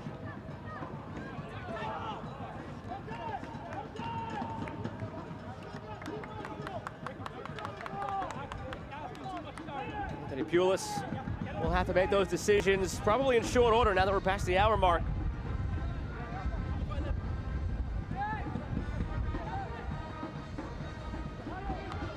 Haven't heard a lot from Kyle Murphy in this game. Service maybe hasn't found him, but it's been few and far between the amount of times we've had to reference his presence up top, coming off that 2-goal performance against New Mexico and pushed him up to 50 in his USL Championship career. The problem is the way that the game has gone. They force them to the outside, but when it gets compressed, they don't have the ability to find him either into space or into his feet. It's a really good job by Bourgeois and his two constituents in Juan Rodriguez and Adrian Dispe, although latter portion of that group, Dispe has had a rough go of it. They have shut down Kyle Murphy, which is definitely the most important thing, especially coming off the performance on the weekend against New Mexico United. So you have to find other avenues, and they haven't been able to do it. The overlapping runs by that man right there, Segber's not in. I'd say the same thing for Richie Ballard. Everything's been pretty similar than what we saw in the first half, outside of that opening 10-15 minute window that I talked to you about, where it was really the back three and then everybody else for Tulsa. Now they've dropped in one big group, just kept the game in front of you. You talked about the subs for Miami and what could be. I actually look at what should be on the front three for FC Tulsa, just because of the amount of chasing that they've had to do up top. And they're doing a great job of it. We've already started to see some changeability between Brian Brown and Rodrigo da Costa, switching into the 9, pushing up top. Again, it depends on where the pressure is coming from. But they are all over the field locking down the spaces, and like that little moment right there, that ball's got to be down into the corner. Instead, the second that you step in, pressure cuts it off, you got to go back. Now when you recycle back around, everybody's already reset themselves for FC Tulsa. You don't have anywhere to go. And I do go back to my argument in the 25th, 30 minute. Where are Speedy Williams and Bolu Akinyoti? That is the key for me to break this entire thing up, because you can get space outside, you can dig down into the corner, but Kyle Murphy is still not going to be the answer at this point in time because of the way the game's set up. So you lean on your two midfielders to pinch in Rivas and Ballard. More importantly, the trailing runs of two Akinyoti and Speedy Williams. Have to imagine Maloto and Machuca will be those two off the bench for Tulsa. If they make changes up top, give Brian Brown, Dario Suarez breathers. Probably not going to take da Costa off. He doesn't like it when he's taken off the field. Attention fans, it's now the last call for the beer garden.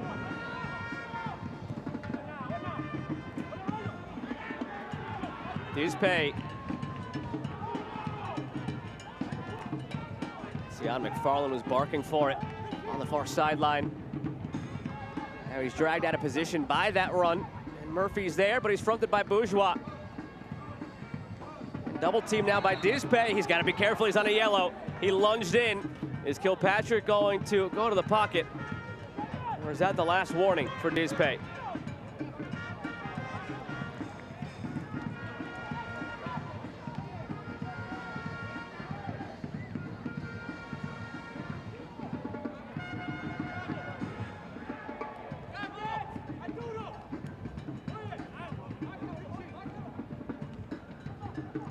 I'm surprised they haven't tried to play short yet off one of these. It's been there. Williams, Ballard had all the space with all the numbers coming it back by Tulsa.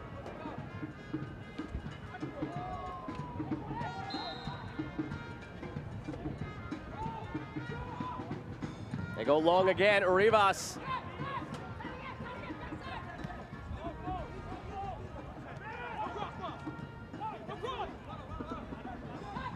Paco Craig. And cleared by Rodriguez. Out for da Costa. Looking for some help. Cabato bursting through the middle. Da Costa bides some time, sends it that way. Sparrow is there. A couple of changes being ready now by Miami.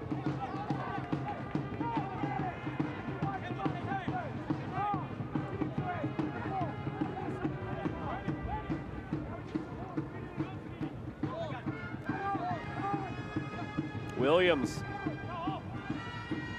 Here's Velo. Rivas works his way through. Poked away at the last moment by Rodriguez. Now Stanley.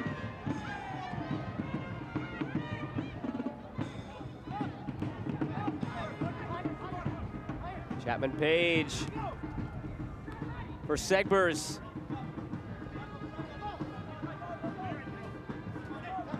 Tulsa keeping everything on the perimeter.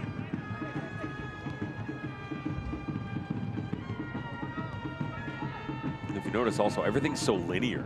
It's A to B to C. There's not really any ingenuity within the buildup for Miami FC right now. I talked about getting Speedy Williams or Bolo Akinyoni. I'm just looking for some inventiveness on the way that they're attacking. Very predictable in nature. And some of the other stuff is as you recycle, and that was a good example of it. Right side all the way back to the left, then back to the right, and a ball back across.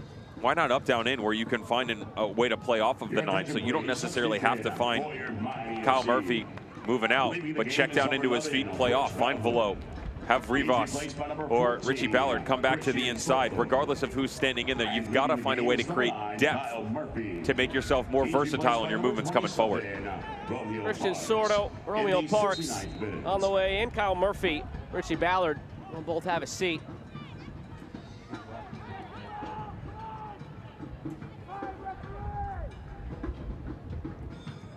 Anything changes with that, or straight up swaps from both sides? Easy for easy. It's just one of those things that, as a manager, it's nice to have the luxury of the depth in those positions. Say, boys, pick it up. You're on, you're off, let's go. You don't really change that much. I would make the argument that Christian Sorto a bit better from a technical standpoint, though you're going to lose a little bit of pace, not a ton. Richie Ballard in a straight line, would imagine that he's probably going to win that argument. But down in these little pocket presence that you're looking for, Christian Sorto should definitely reign supreme. Kyle Murphy was unable to carry that New Mexico form over into this one. Ken Parks, who also scored in that game. Dropped by Warmel. Look out. Sordo. Whip back centrally. Toward below. Williams. 20 minutes remaining. All the way down to Sparrow.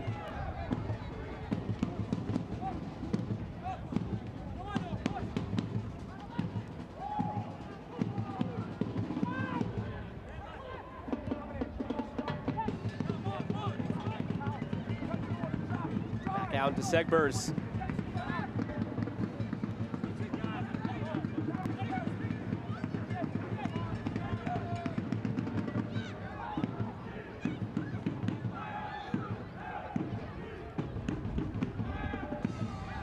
We have 2 combined shots in this second half. Both belong to Tulsa.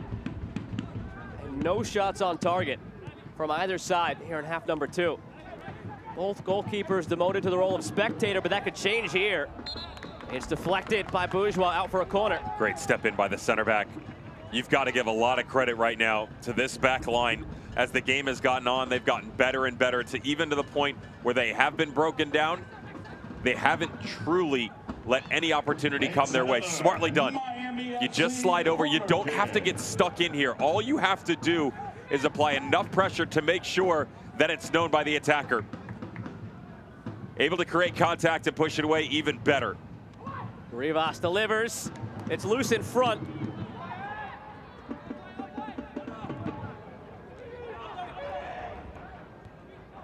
In a gotta-have-it game for FC Tulsa. They've done a stellar job of nursing this lead, but they're not in the clear yet. Abuchi Obinwa on the way in for Kembo Kabato to help push that boulder over the finish line. Ladies and gentlemen, You and I were talking subs. This is an interesting one because for me, you could make the argument he's the best player on the field tonight for FC Tulsa. He didn't give a ball away. Literally, not one single pass that came off that man's foot ended up in opposition territory. He is also the one that you've seen with how many lung-busting runs up the middle to help join DaCosta. And then turning around back the other direction, drifting down in. His manager, Donovan Ricketts, appreciative of everything that he's put forth. He was awesome next to Eric Bird. You're just hoping that Obinwa can maintain a similar sort of presence. It's a rough ask with 20 minutes to go.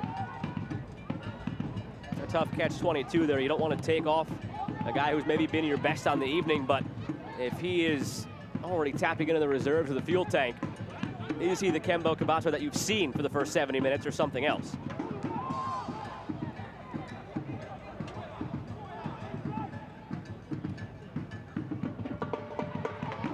Rivas On the reach of Velo.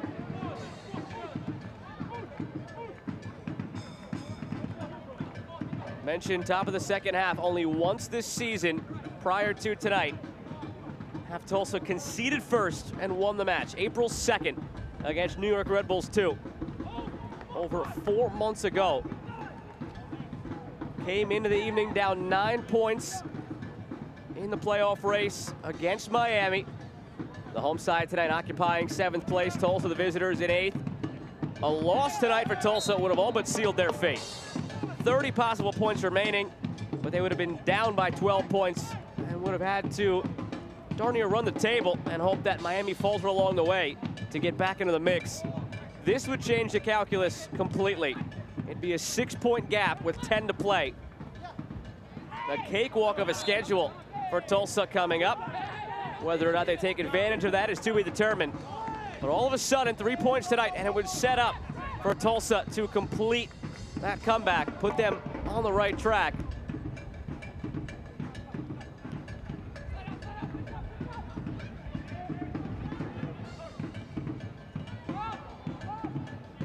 And in a must-win game, you have to applaud the defensive efforts in the second half.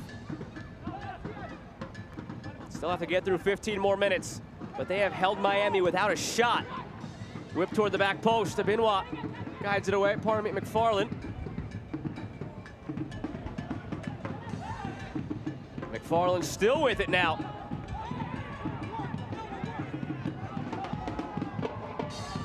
DaCosta. Into Brown, back for DaCosta. Now Noah Powder, who is the author of the winning goal, if this scoreline holds. Came back in the 40th minute, his first for FC Tulsa, here in his 4th match for the club. He's played every minute of every game that he's been on the field for since the trade with Indy.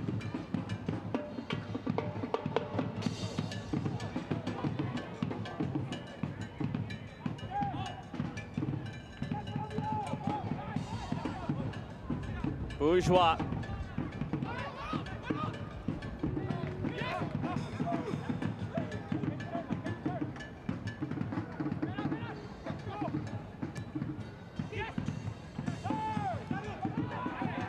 Tulsa knocking it around very successfully. They've had the ball now for the better part of a minute. A little bit of a miscue defensively for Miami FC. Romeo Parks asking for some help in certain areas because as he's going, the runs aren't necessarily coming and they're winning their one-on-one matchups, FC Tulsa.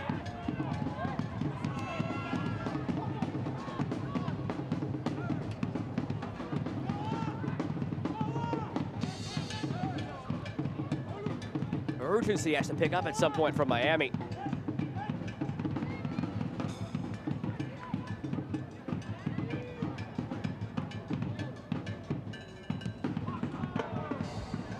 Sordo.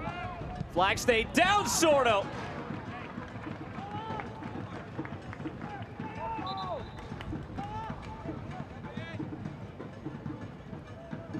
That's one way to go about it.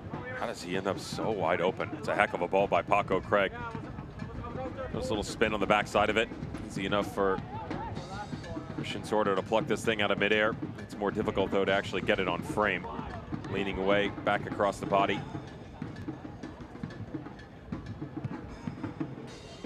Adonijah Reed, the next player, ready to enter for Miami.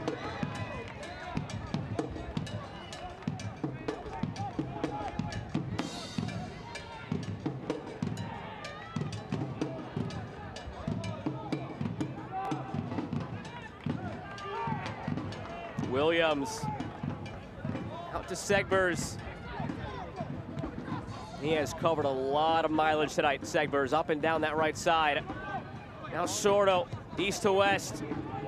Rivas, Joaquin Rivas. How many times did Austin Warmel see a shot like that in training? This is Groundhog Day, though, right? Right, left. Okay, we're gonna have a half shot from distance. You mentioned the urgency. At some point in time, there has to be one player that's got to go beat someone. It's that simple, because it can't be this walk around the park, knock it, try and connect the dots. You've got to find a way to be inventive in your movements coming forward, and they haven't had any of that here in the second half.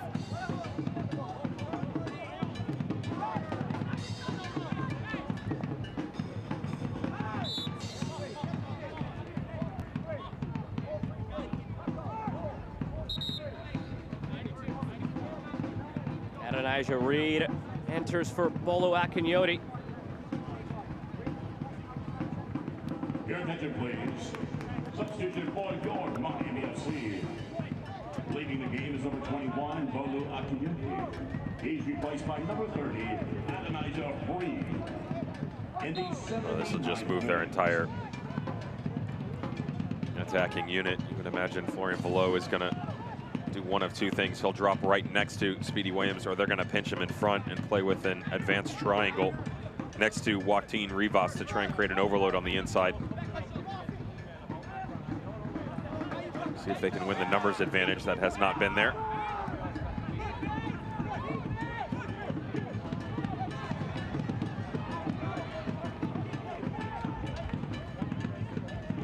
Rivas brought down by Obinwa.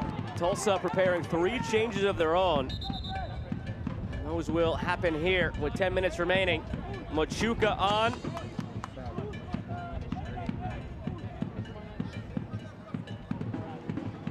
Ryan Brown works his way off. Petr Czujic in for Dario Suarez. Your attention, please. Substitution for Johnny Fennick for Adrian Dizpe. Get a yellow card off the field like that as well. Number 9, Brian Brown. He's replaced by number 23, Marlon Ramirez. Leading the game, number 15, Avian Distri. Replaced by number 5, Johnny Bentley. And leading tonight's match, number 92, Dario Suarez. He's replaced by number 8, Peter Quick. In the 81st minute.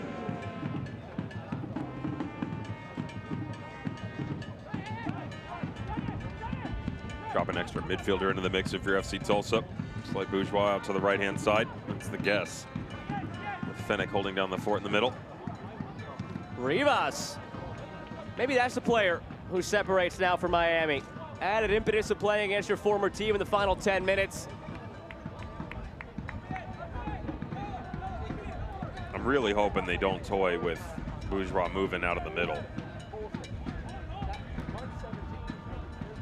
The tendencies will show that Johnny Fennick will sit within the in the middle of the back 3. Bourgeois has been so good all night long. Why would you mess with that? Looks like it's still intact. Looks like Fennick and Rodriguez have swapped for now.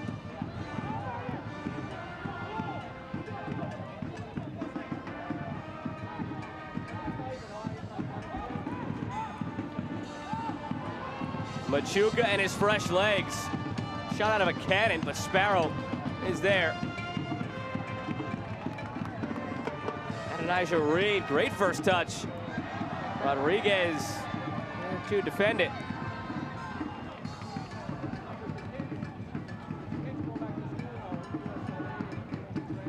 On the FC Tulsa side, your expected goals in the second half are .06. That's fine, you're up already. You don't care. Miami at 0.1, and when you're trailing and chasing a game for the whole second half, that has to be better than 0.1. Only 1 shot, pardon me, 2 shots now, none still on target.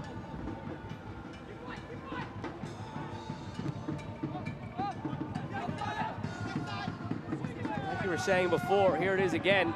A lot of players standing still, played around the back. Just nothing positive right now going on for Miami. Rivas taken down. Silly foul committed by Czujic.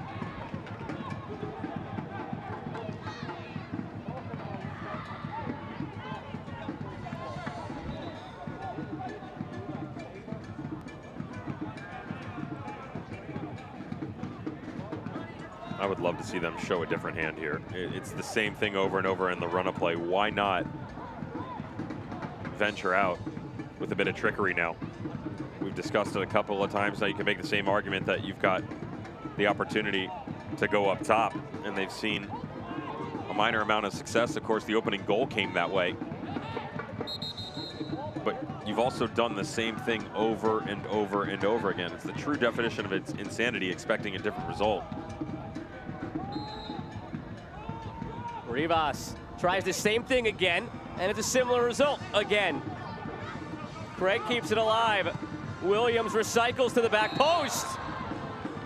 Stanley called for a foul. Two-handed shove into the back of DaCosta.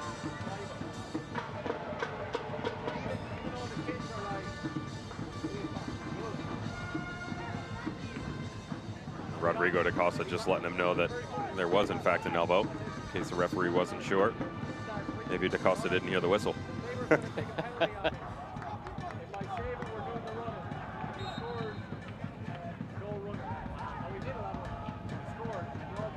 I think the band has been the most active group on the Miami FC side in the second half here.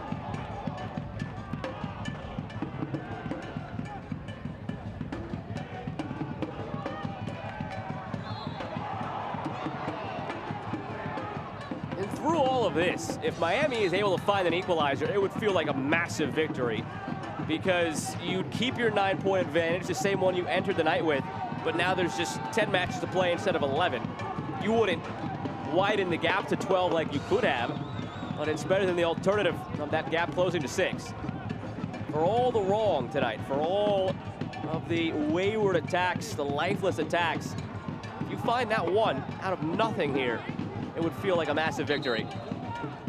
One more sub here for Tulsa. Gabi Torres in for Rodrigo DaCosta. Gabi Torres, by the way, is 1 yellow card away from an accumulation suspension. Housekeeping as he enters the match.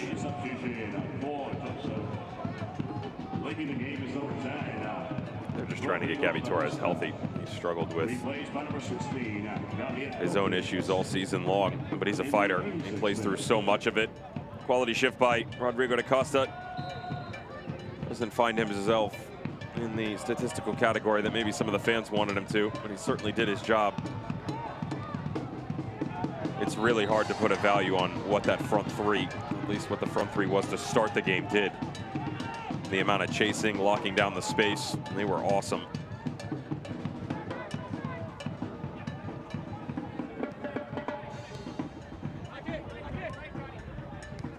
Parks for Sordo. Segbers. Williams. Pocket picked by Machuca. And Machuca muscles him off the ball. Torres running left side. Rivas takes down Machuca. That should be an easy yellow card.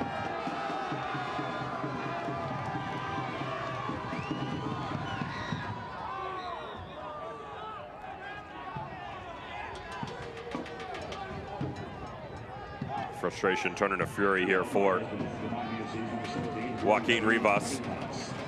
Who knows what he's doing? The way that this team has been attacking tonight, FC Tulsa in open ground. See a little peek over the left shoulder. Saw that he had the runner with him in Gabi Torres. And that's a better safe than sorry scenario.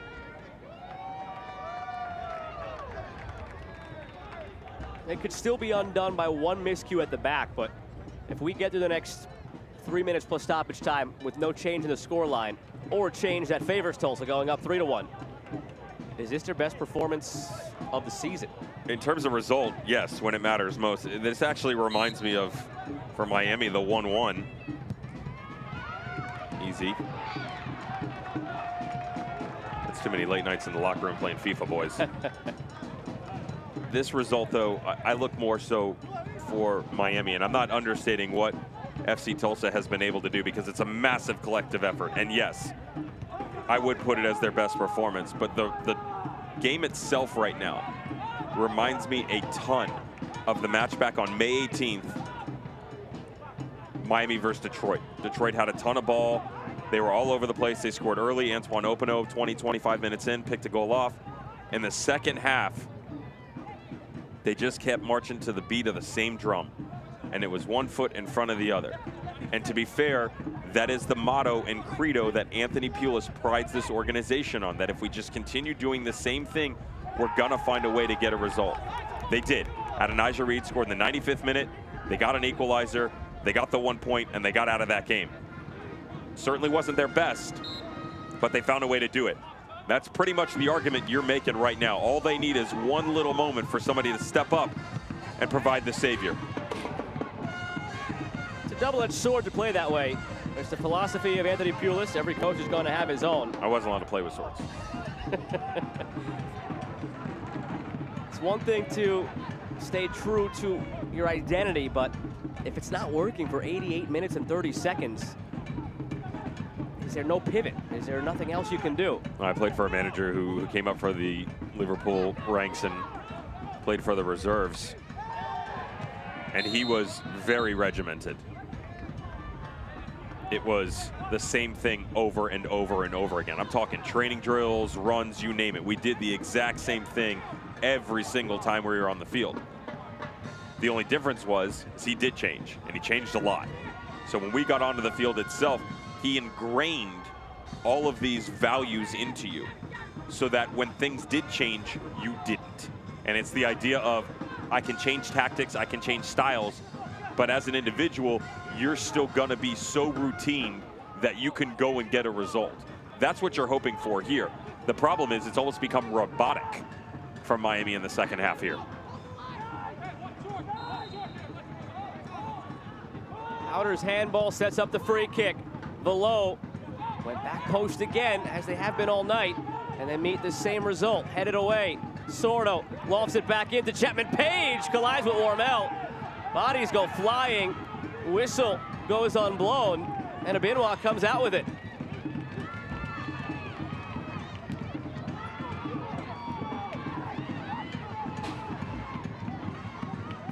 Five minutes tacked onto the end here. Backside, Parks. It's wide, but it's something forward in a dangerous area for Miami.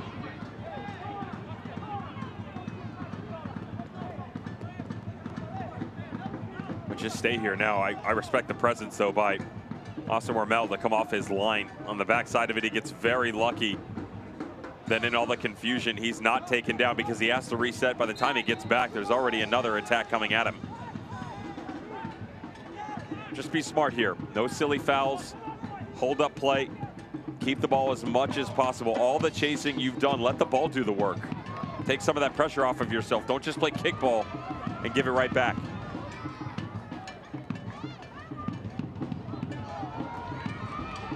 Bird. Gabi Torres making the run from the left side.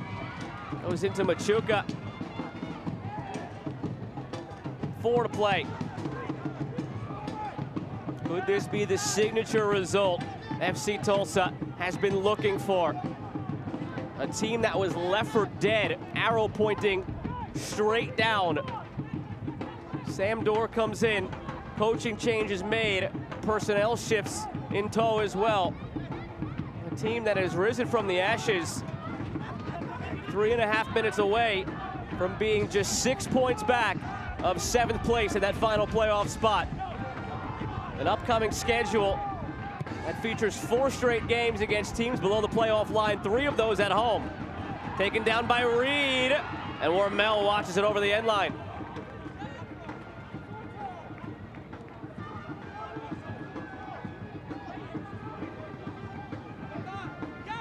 There are certain days in the course of a season where you just memory bank it, knowing that come October 15th, this might have been the night where things turned. Might that be what August 10th turns out to be? On the negative side for Anthony Pulis, on the positive side for Donovan Ricketts. Machuca. Now Benoit.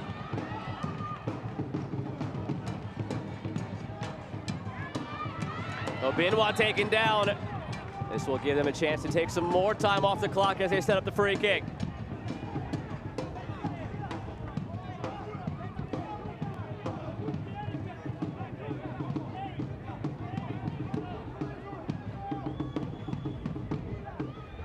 Adam Kilpatrick trying to move things along a little bit on the free kick.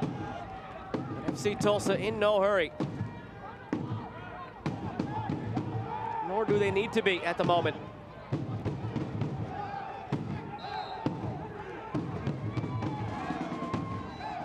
McFarland takes it to the corner wisely.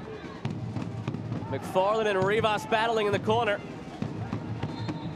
That was the trade that started everything for Tulsa. Rivas to Miami, McFarland to Tulsa.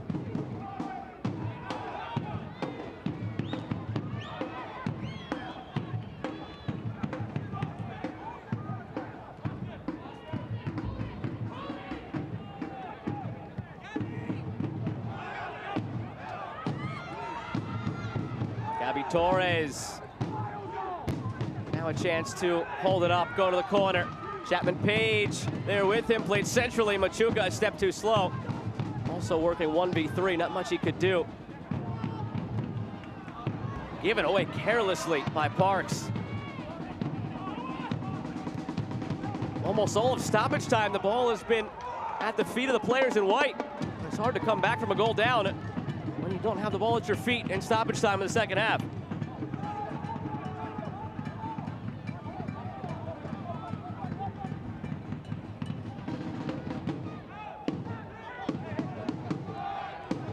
This has to be it now for Miami. Maybe one last charge up the field.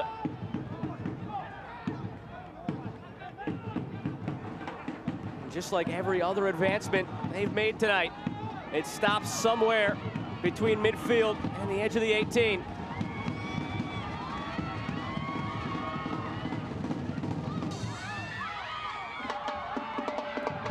Torres gets through. Williams takes him down. That might be all she wrote tonight. By the time this free kick is positioned, 5 minutes will have come and gone. No need to take it. Heck of an effort. Hats off, my friend, Gabby Torres. You and your brother in arms on the far touchline. That was game right there. Told you to just keep the ball. Kill this game off. Most possession they've had in the second half has been in the last 5 minutes. When it mattered most. Do the same thing. Touch it in the corner. Keep it to yourself. Be selfish. Put your arms up in the air and celebrate, because that is a heck of a result for Miami FC. What should have been, instead, FC Tulsa. Joe, biggest win of the year, and it's not even close. The race is on. 10 games remaining for both of these clubs as of tonight. FC Tulsa just 6 points back.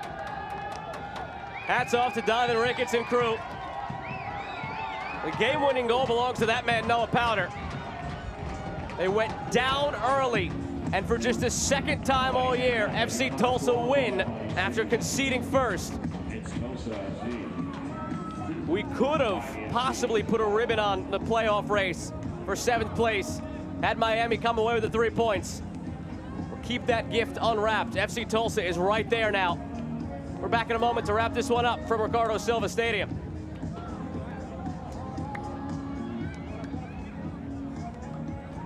Fans, remember the football.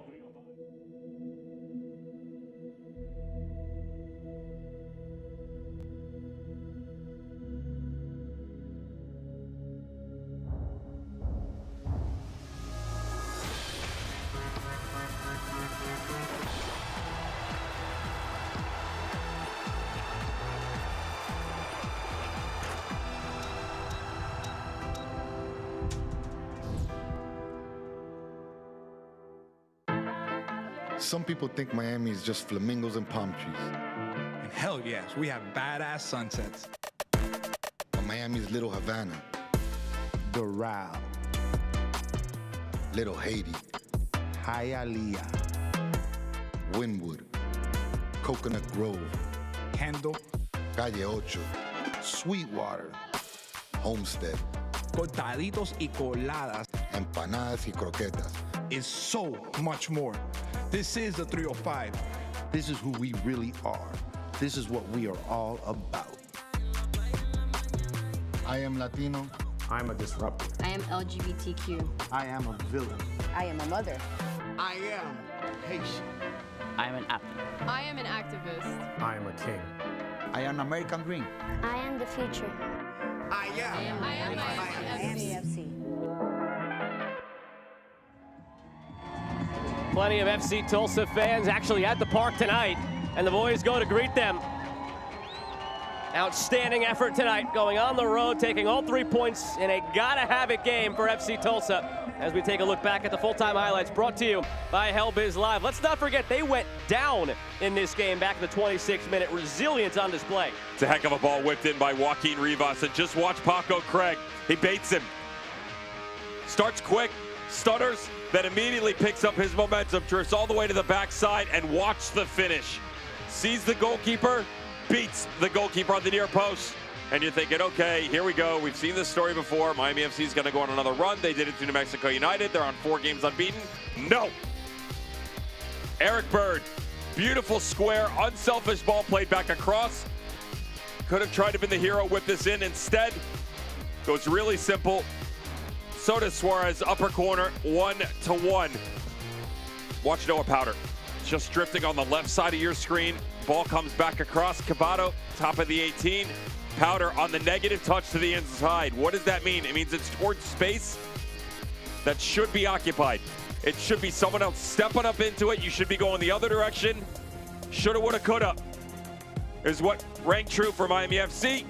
And FC Tulsa, 3 points on the road. A magnificent result for the visitors. You didn't even feel like Miami had 8 shots in this one. No, they didn't. Because apparently 5 of those came in the second half. And you can't go back and show me in the highlights where that happened. Anthony Pulis is going to be upset at the fact that he didn't get enough production out of the front line once again. It's the same argument, and you just sort of wonder, because of that 6-point gap, are we going to be having the same conversation in 10 games' time because they couldn't get it going? The sample size has been there. You got to turn it on now. FC Tulsa got the memo. Miami did not. On the Miami side, they turn around and take on Atlanta on Saturday. For Tulsa, they get 10 days to celebrate before they begin a 3-game homestand against Indy, Hartford, and Loudoun. Well, the playoff race is officially on. FC Tulsa on the road, 3 points against the team they're directly competing against, and they're just 6 back now with 10 to play. That does it for us tonight from Ricardo Silva Stadium. My broadcast partner Devin Kerr and the crew that makes this possible. I'm Joe Malva saying good night from Miami. This copyrighted telecast of the United Soccer League Championship cannot be retransmitted, rebroadcast, or reproduced without the expressed written consent of the United Soccer League Championship.